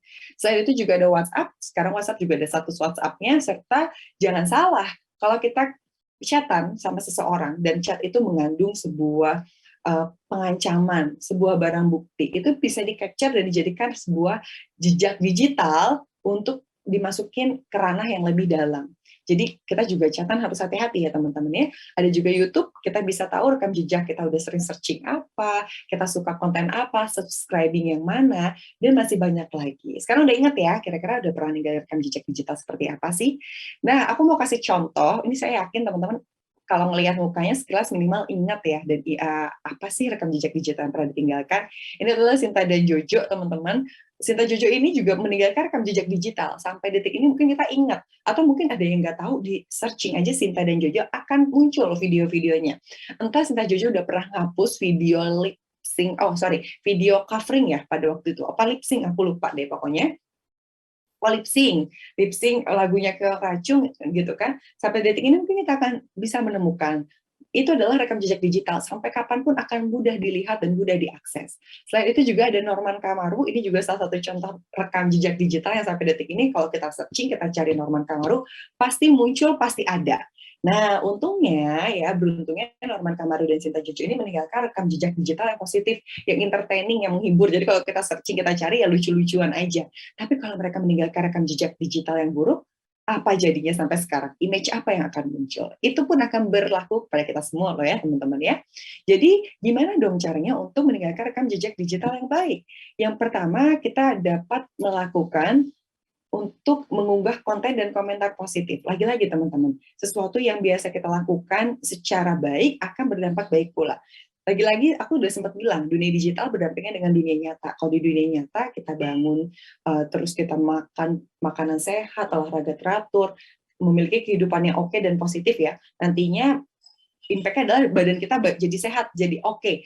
Impact lainnya adalah keluarga kita jadi terinfluence, sama kayak dunia digital. Bangun tidur kita cari hal-hal yang baik, yang positif, yang menghibur gitu kan di dunia digital. Setelah itu kita bikin moodnya baik seharian. Kita ikut bantu posting di media sosial kita, jadi banyak terinfluence dengan hal-hal positif yang kita unggah. Selain itu adalah memutus tali hoax, provokatif, dan lain-lain. Faktanya hoax ini sangat meresahkan dan merugikan untuk orang lain. Kalau kita nggak tahu kenyataan dan kebaikannya, lebih baik putus dikit aja. Jangan sampai kita lihat dan tahu bahwa hoax ini kita sebarluaskan, kita nggak tahu kebenarannya, jadi nanti banyak yang dirugikan. Dan terakhir adalah menjaga penyebaran data diri. Sudah sempat tadi disinggung juga ya sama narasumber sebelumnya, sama Kak Ronald juga, bahwa data diri adalah kekayaan yang kita miliki. Nggak boleh dimiliki sama orang lain, karena ketika kekayaan tersebut dimiliki orang lain, mereka akan dengan mudahnya menggunakan dan menjembatani sebagai media kejahatan. Nanti jangan-jangan kita dijadiin sebagai muka atau tamengnya untuk melakukan sebuah kejahatan, data dirinya full kita, padahal yang ngelakuin orang lain. Sehingga orang jadi percaya yang dicari juga kita. Jadi jangan ya kita posting-posting seputar KTP, terus juga kartu vaksin, yang memang data diri atau nomornya bisa diretas oleh orang lain. Nah, sehingga ketika kita mampu melakukan 3M tadi, kita pun akan mendapatkan manfaat. Manfaatnya adalah menciptakan branding. Branding di sini ketika kita bisa memiliki dan tahu passion atau kesukaan yang kita punya, kita munculkan di media sosial. Setelah kita munculkan, orang akan jadi ingat, oh ingat Kak Ronald, ingat MC profesional, ingat Chef Juna, ingat seorang chef profesional. Karena selain suka melakukan hal tersebut, para tokoh-tokoh ini pun mengimplementasikan di dunia digital.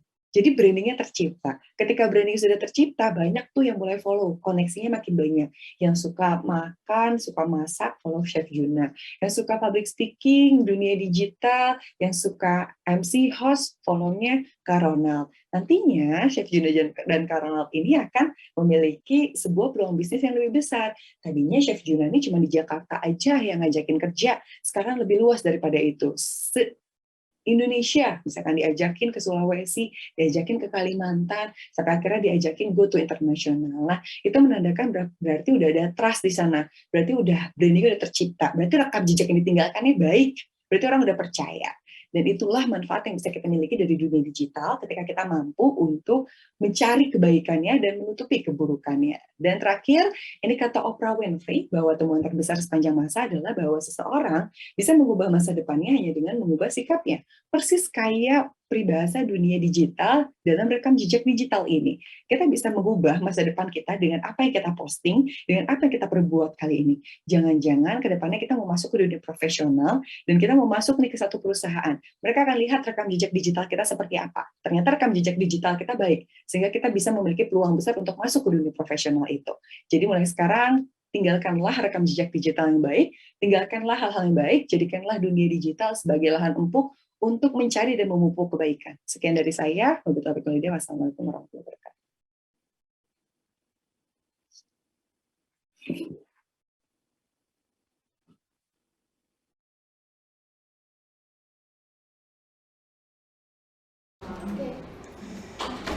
Selalu tersenyum, itu yang membuat kita sedikit kaget ya.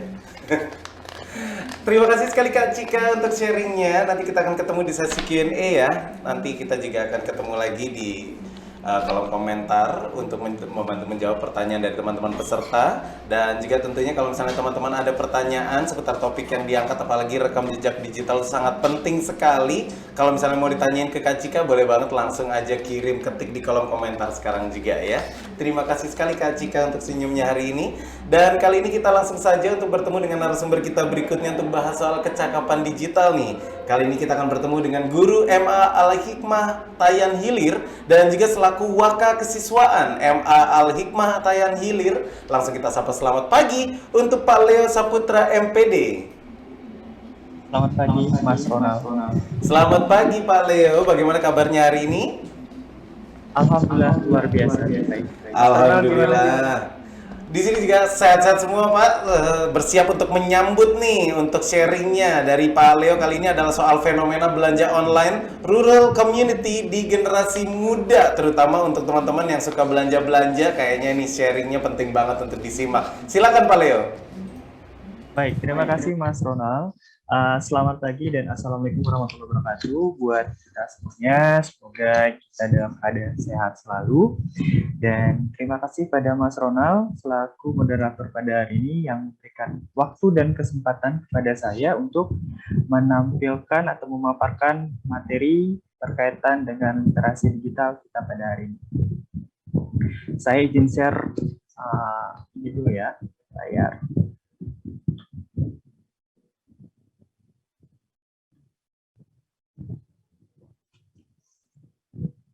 Nah, baik Bapak Ibu sekalian, bercerita tentang fenomena belanja online di rural community di generasi muda, ini adalah salah satu materi yang akan saya bahas pada hari ini.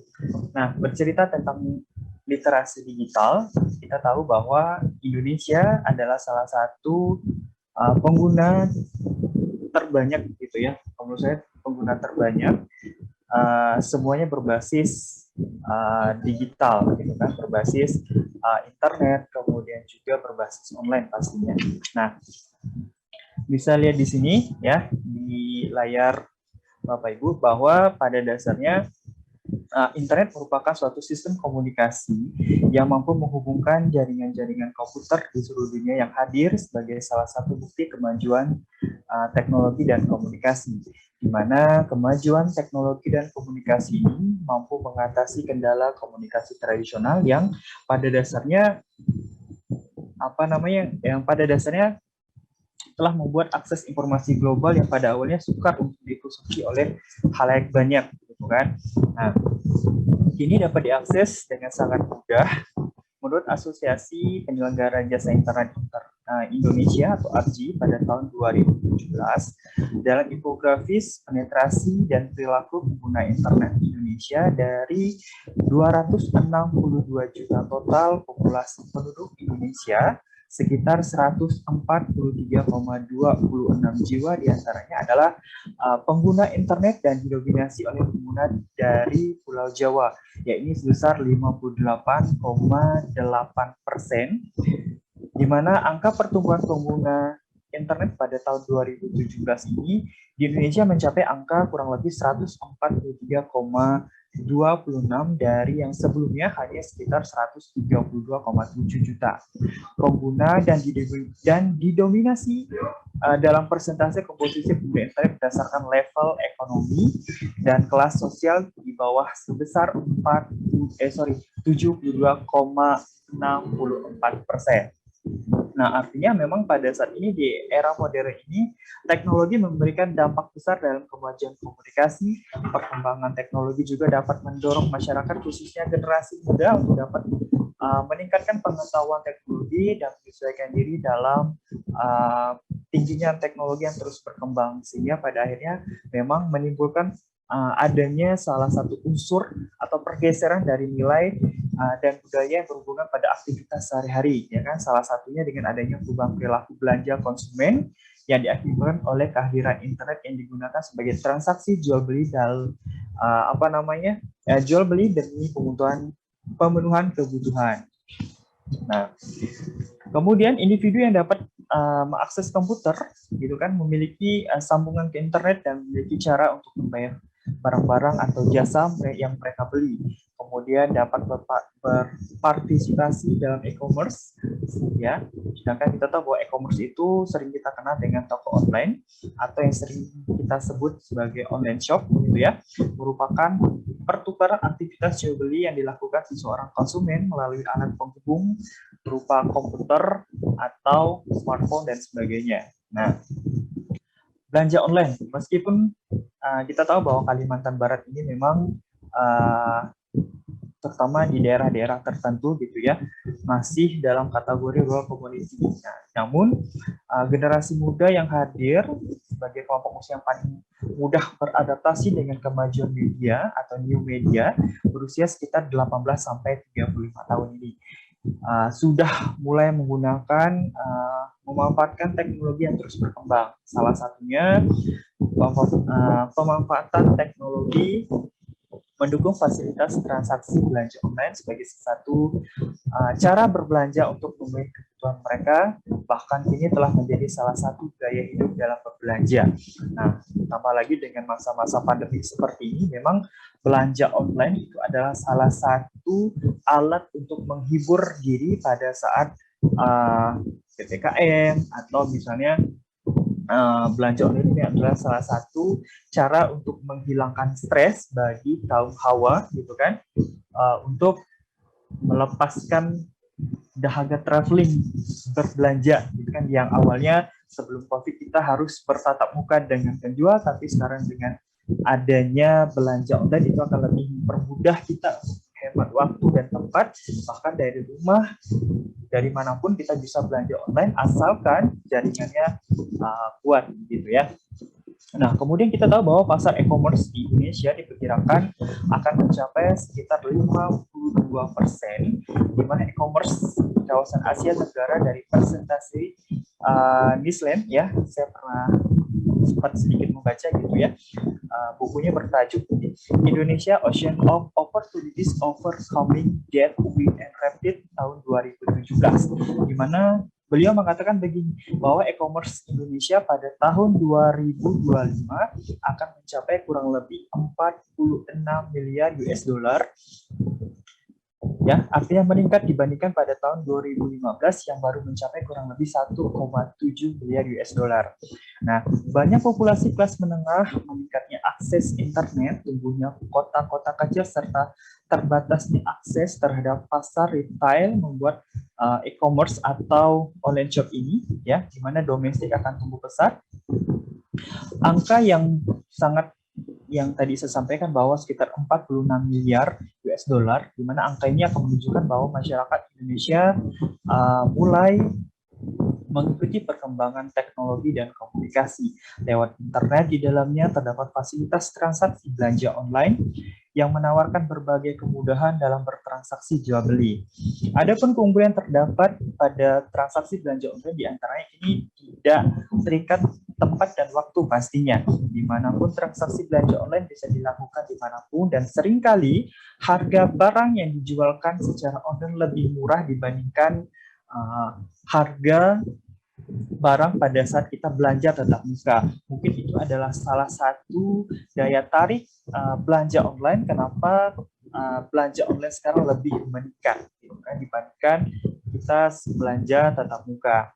Saat ini e-commerce atau toko online seringkali dipilih oleh masyarakat karena memang nilai kepraktisannya gitu kan, dalam transaksi jual beli yang ditawarkan itu lebih mudah gitu. Nah, menurut Asosiasi Penyelenggara Internet Indonesia atau APJI pada tahun 2017, dalam memanfaatkan internet di bidang ekonomi, transaksi jual beli online mencapai angka kurang lebih 32,19%. Artinya memang belanja online yang berbeda dengan sistem belanja tradisional ini memang menjadi daya tarik sendiri dan menarik minat konsumen.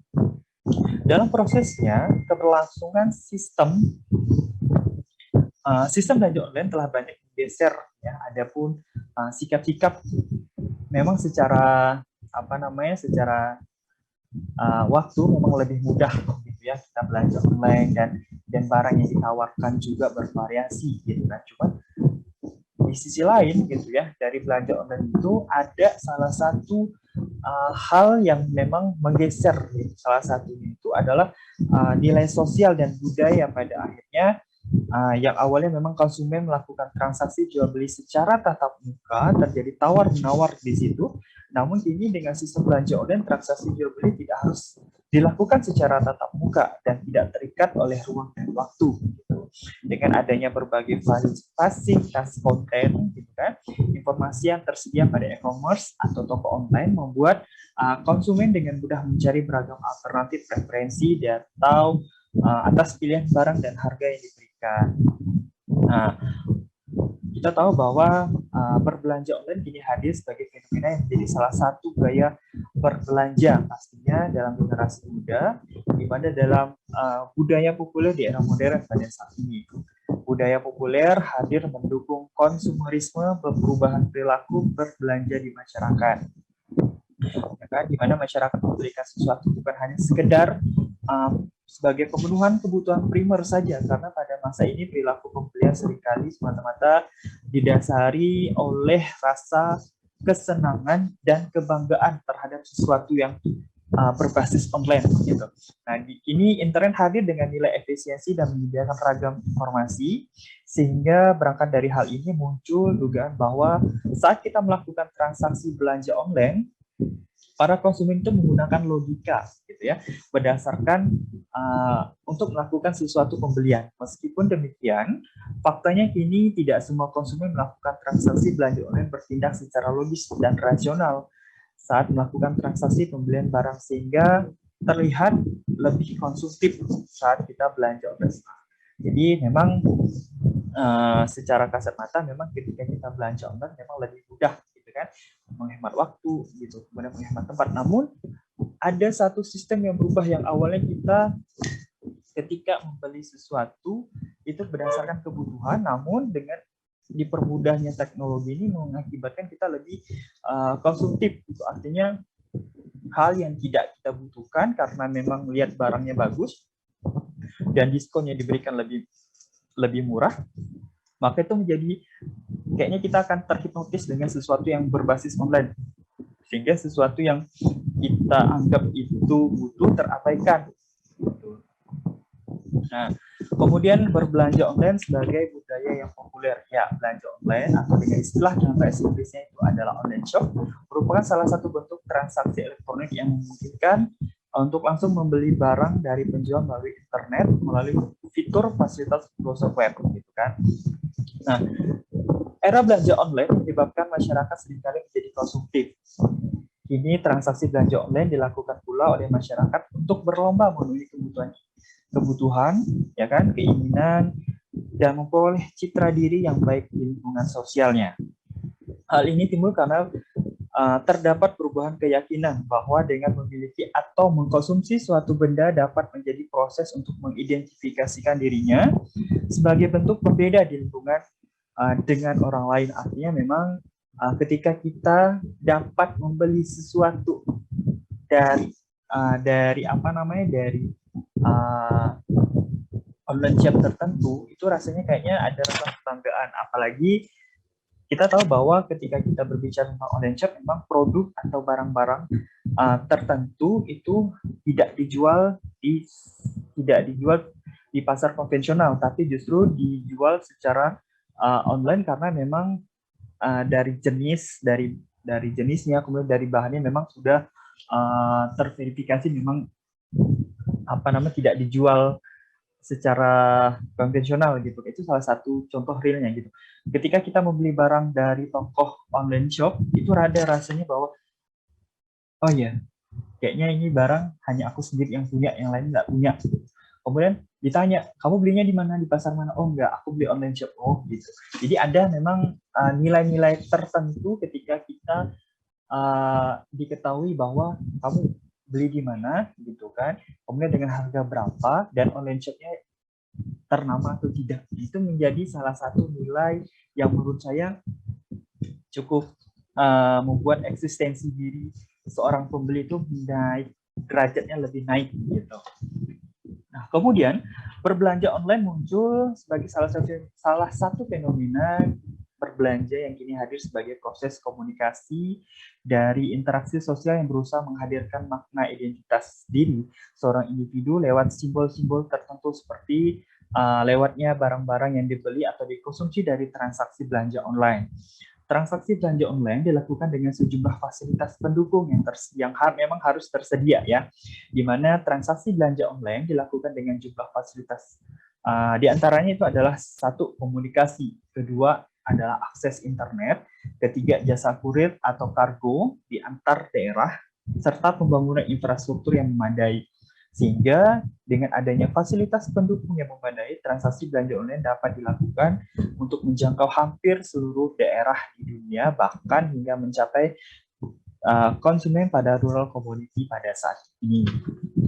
Nah, kenapa harus belanja online shopping? Ya kan, di sini ada beberapa faktor. Yang pertama, faktor kebudayaan. Ini terdiri atas budaya, subudaya, dan kelas sosial.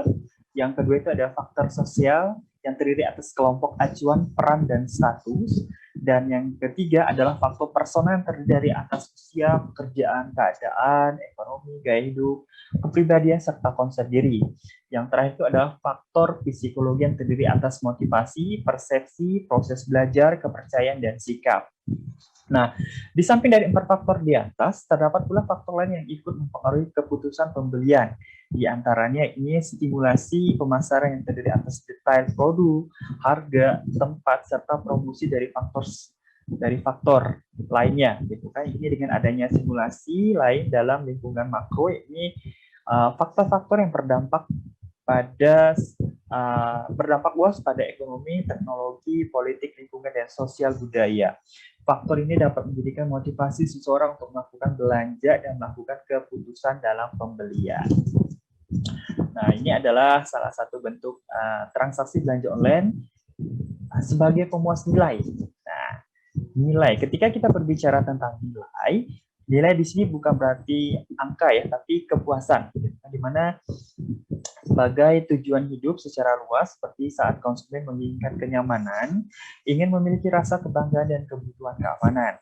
Nilai seringkali melibatkan afeksi emosional yang dikaitkan dengan suatu kebutuhan maupun keinginan konsumen, di mana konsumen mengakui ketika nilai telah terpenuhi akan ada perasaan internal yang tidak dapat diwujudkan, dan subjektif lebih ketika konsumen merasa bangga kalau banyak orang ketika berhasil melakukan transaksi belanja online karena terdapat perasaan internal yang tidak dapat diutarakan secara detail tentang rasa kebanggaan telah menggunakan produk yang konsumen dapat lewat transaksi belanja online.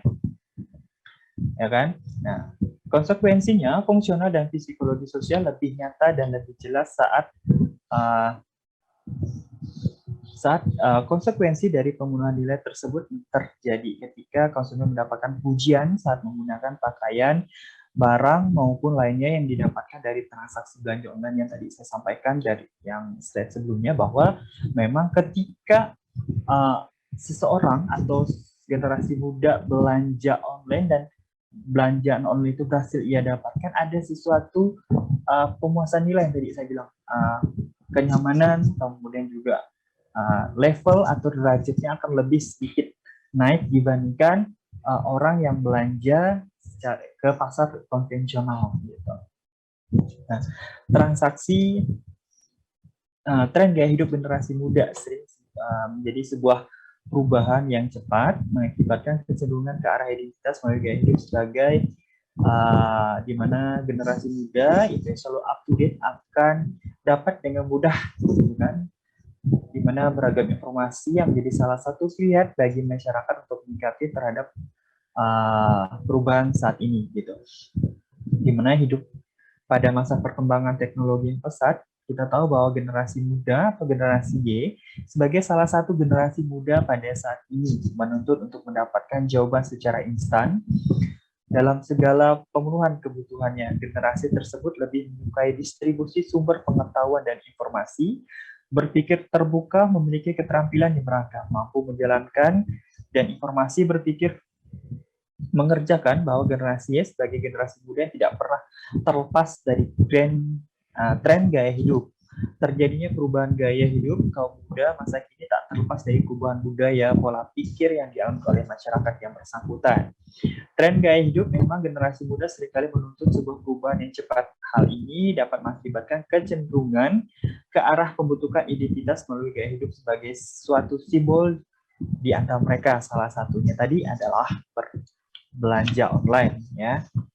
Nah, sesuatu yang bersifat modern atau up to date akan dapat dengan mudah diamati oleh generasi muda.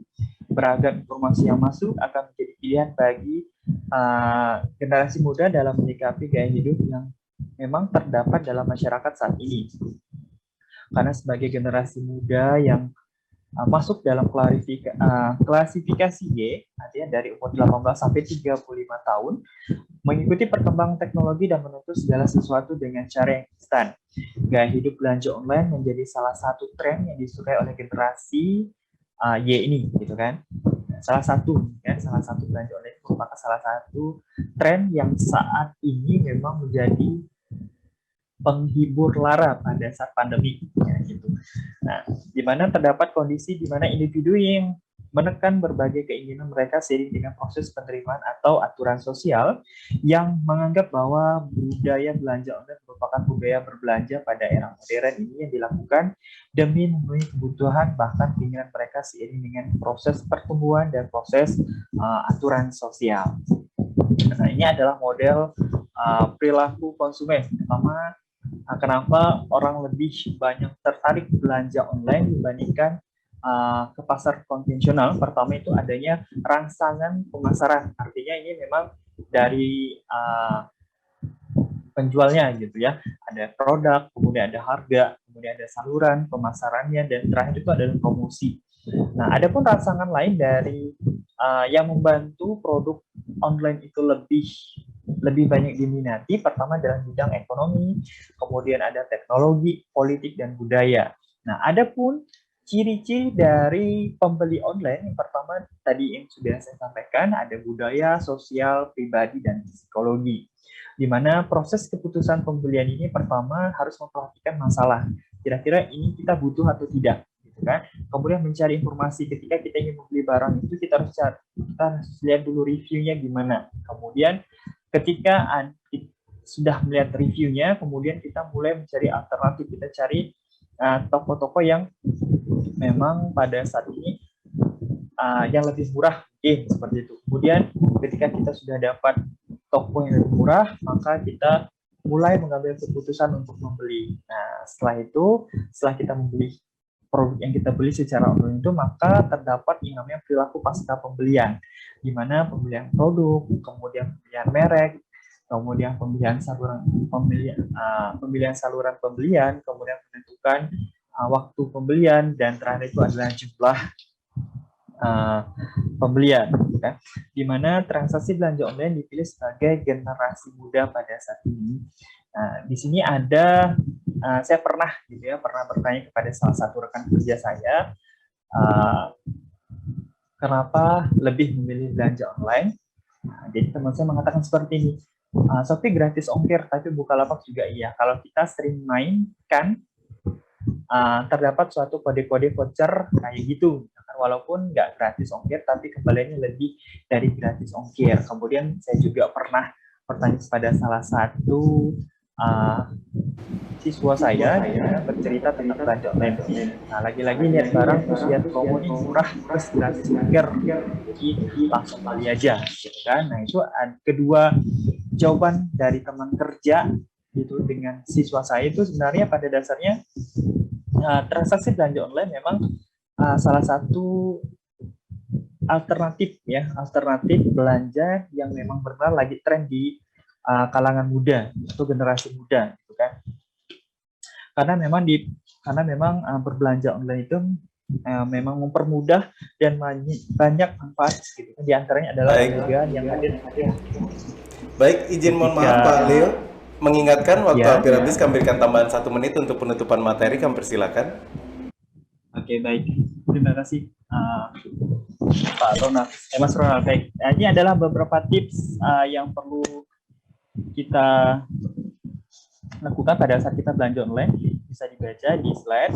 Mungkin itu saja yang bisa saya sampaikan. Terima kasih. Saya kembalikan ke moderator.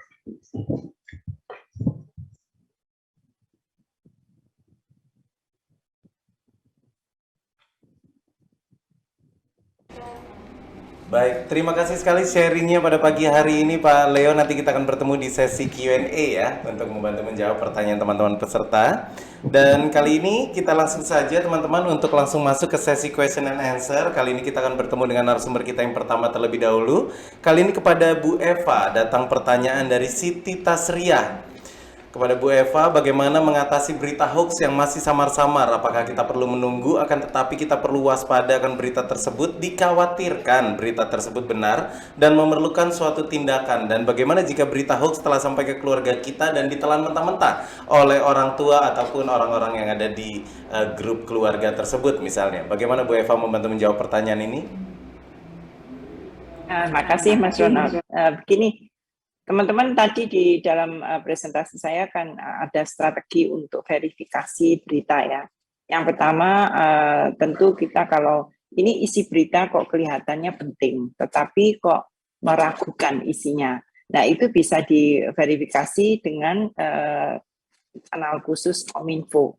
Ini kira-kira hoax atau enggak.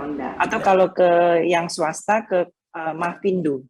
Mafindo juga bisa untuk verifikasi ini hoax atau enggak. Tapi kalau tiba-tiba itu menurut Anda genting sekali, kita pakai logika. Ini kanalnya atau sumbernya valid apa tidak. Kemudian yang kedua, isi beritanya logis atau dan legitimate atau tidak. Jadi logis itu masuk akal apa tidak ya. Misalkan akan ada turis asing yang menyerbu ke sana sebanyak 10.000. Masuk akal nggak sih sehari 10.000? Kayak gitu kan nggak masuk akal ya. Berarti itu hoax gitu ya.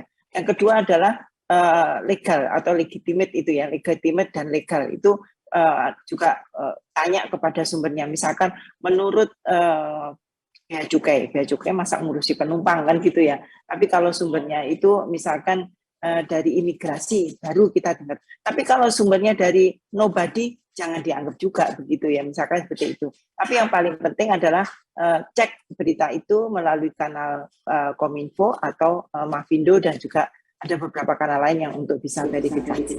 Gitu Pak. Kasih. Betul sekali. Sepakat sekali dengan Bu Eva. Terima kasih. Tadi sudah disampaikan juga ada beberapa website yang bisa digunakan teman-teman untuk cross check ya. Jadi jangan malu untuk jangan males juga ya untuk cross check terlebih dahulu, terutama untuk website yang bisa digunakan. Apalagi kalau misalnya mau langsung ke Kominfo aja juga sudah disediakan ya. Terima kasih sekali Bu Eva sudah membantu menjawab. Dan kali ini kita akan menuju ke narasumber kita berikutnya. Kali ini pertanyaan datang untuk Kak Rahelia nih. Ada pertanyaan datang dari Putri Asyadila. Semakin berkembangnya teknologi, semakin mudahnya budaya luar yang masuk ke Indonesia melalui digital dan berakibat generasi muda mulai mempelajari dan ikut-ikutan budaya luar yang mereka anggap lebih modern dibandingkan budaya Indonesia. Dan akhirnya generasi muda mulai melupakan budaya Indonesia. Bagaimana nih caranya agar generasi muda bisa mencintai budaya Indonesia dan memperkenalkan budaya Indonesia ke dunia luar? Kami persilakan kepada Kak Rahelia mungkin dapat memberikan tips-tipsnya nih untuk dapat mengenalkan budaya Indonesia. Terima kasih untuk pertanyaannya dari Putri Asyadila, cukup panjang pertanyaannya. Di sini saya akan menjawab sederhana saja. Memang tidak bisa dipungkiri bahwa dengan berkembangnya teknologi, semakin mudah masyarakat untuk mengenal dan mempelajari budaya luar. Namun, kita sebagai warga negara Indonesia yang dengan budaya yang begitu kaya, perlu menumbuhkan rasa cinta terhadap budaya kita sendiri. Misalnya sebagai konten kreator mungkin bisa memproduksi foto-foto atau video sehingga bisa viral di media sosial seperti itu. Ketika sesuatu sudah viral, pasti orang-orang akan mencari tahu dan mulai ingin mengenal dan mengulang seperti hal-hal yang viral tersebut. Atau kalau misalnya di dalam lingkungan keluarga sendiri, bisa juga seperti setiap keluarga di Indonesia pasti punya budaya-budaya yang berbeda. Jadi dimulai dari orang tua mengenalkan kepada anak-anaknya sejak kecil, mengajak anak-anaknya mengikuti acara-acara adat, atau mungkin menggunakan pakaian adat dari keluarganya masing-masing. Dan di sekolah bisa dengan mengikuti kegiatan ekstrakurikuler yang berhubungan dengan tradisi seperti seni tari atau lain sebagainya.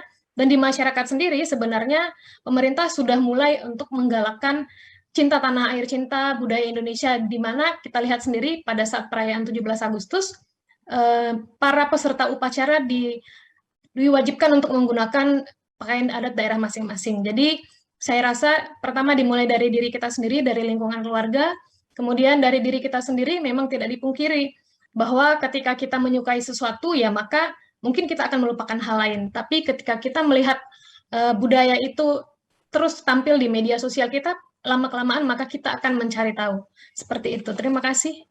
Ya, sepakat sekali dengan Kak Rahel untuk tips-tipsnya, luar biasa. Semoga teman-teman dapat terbantu ya, terutama untuk Putri Asadila ya, sudah diberikan tips-tipsnya tuh. Dan tentunya kalau misalnya kita ngangkat kebudayaan Indonesia 365 hari itu kita nggak bakal kehabisan konten karena segitu banyaknya kebudayaan Indonesia ya. Termasuk juga kemarin bisa ngangkat santet, bisa ngangkat ngaben, bisa ngangkat banyak sebetulnya untuk kebudayaan Indonesia. Dan tentunya kali ini kita akan bertemu dengan narasumber kita berikutnya ya. Kali ini kita akan bertemu dengan Kak Cika. Selamat pagi Kak Cika. Pertanyaan pertama yang datang kali ini, pertanyaan dari saya, sebetulnya penasaran sekali pengen ngelihat bentuk paspor sama KTP-nya Kahyangannya Kak Cika seperti apa sih? Aduh, jangan. Nggak bisa ya? Oke, pertanyaan yang beneran kalau gitu. Kali ini pertanyaannya, apa yang harus kita lakukan terhadap akun sosial media kita yang sudah lama tidak digunakan dan kita sudah lupa email dan password email untuk membuka akunnya. Takutnya ada postingan yang akan mempengaruhi penilaian saat saya akan melamar pekerjaan. Silakan Kak Cika mungkin membantu menjawab.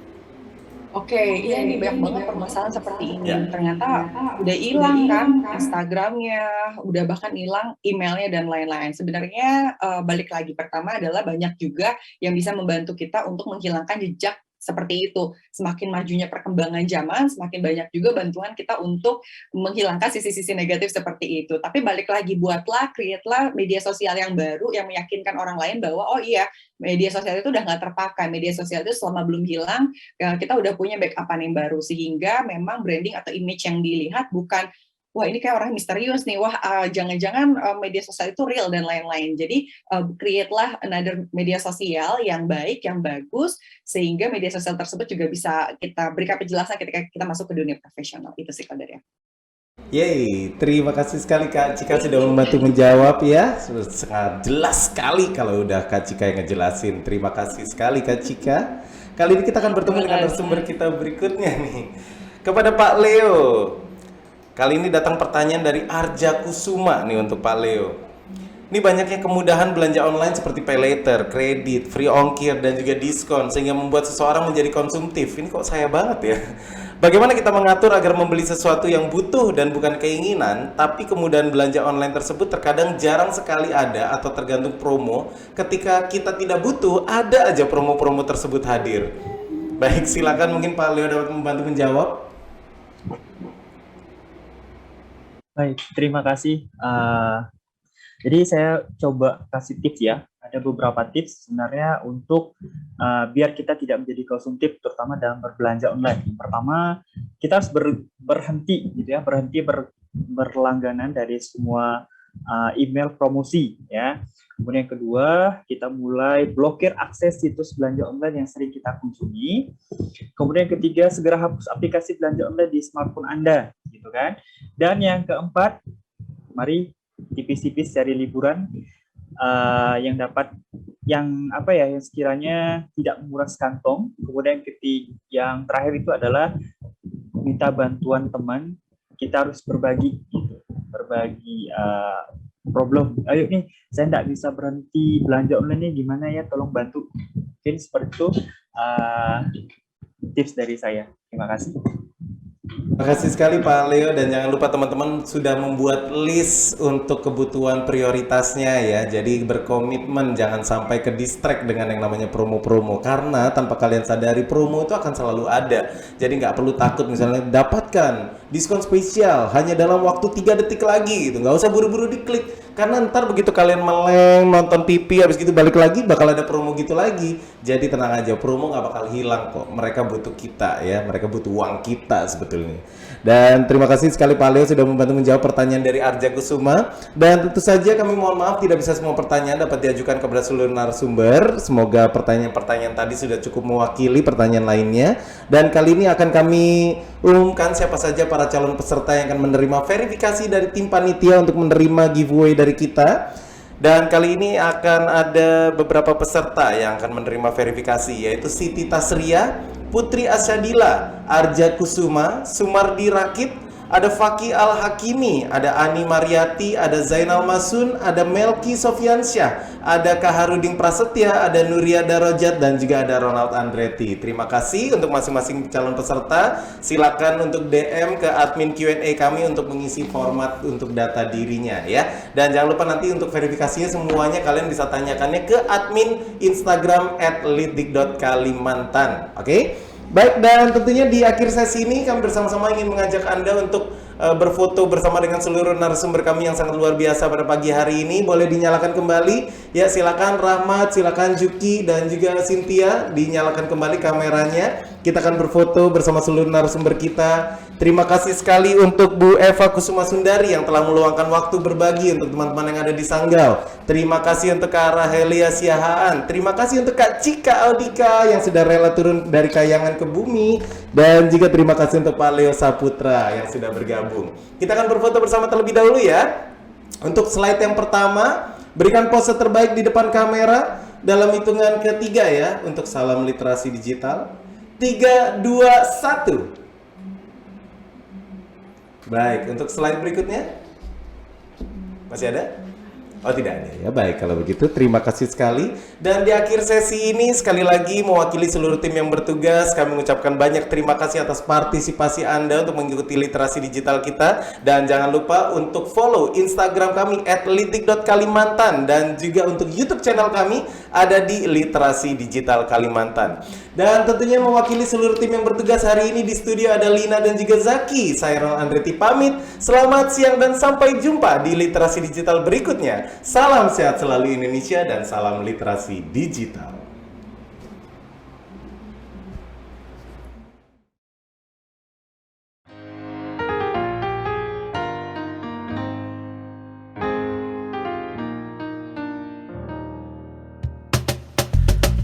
Tolong aku melolong, baca sosmed bikin aku bengong.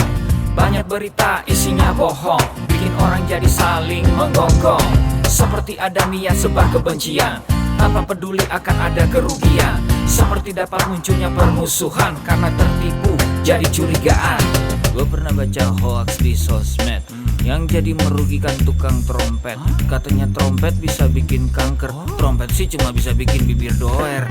Sylvester Stallone dibilang mati, Brad Pitt juga dibilang mati, Mr. Bean, Jackie Chan juga dibilang mati. Seneng banget doain orang mati. Harusnya ada etikanya bermain sosial media. Tak bisa asal mengirim tanpa dipikirin, bisa fatal akibatnya. Bersihkanlah udara kita dari kebencian, sebarkan saja cintamu untuk Indonesia. Wahai kepada pengguna sosmed, mari bersatu sampai lengket. Jagalah persatuan, jangan lobet. Hati-hati banyak tukang copet. Hey, jangan sampai salah posting, bisa bikin orang jadi pusing. Cek dulu itu penting, jangan jadi cepat terpancing. Gue pernah takut salah minum, karena bahaya buat tulang sumsum. Hampir semua merek disebutkan, gara-gara itu gue kehausan. Gue tertipu isu PKI, katanya jutaan sudah dipersenjatai. Akibatnya gue keluar biaya, bikin persembunyian bawah tanah. Harusnya ada etikanya bermain sosial media. Tak bisa asal mengirim tanpa dipikirin, bisa fatal akibatnya. Bersihkanlah udara kita dari kebencian, sebarkan saja cintamu untuk Indonesia. Bersihkanlah udara kita dari kebencian, sebarkan saja cintamu untuk Indonesia. Bersihkanlah udara kita dari kebencian, sebarkan saja cintamu untuk Indonesia.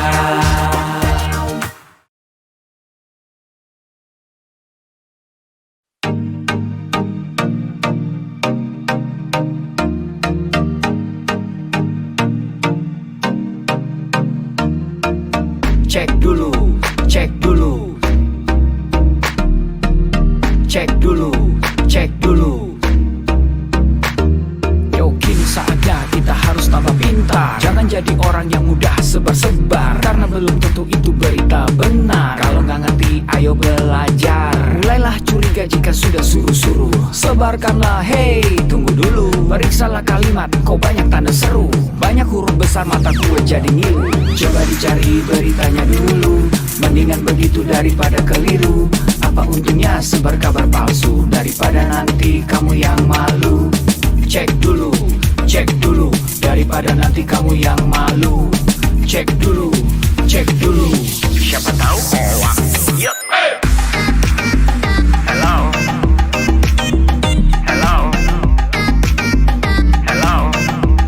Siapa tahu hoax. Yup. Hello.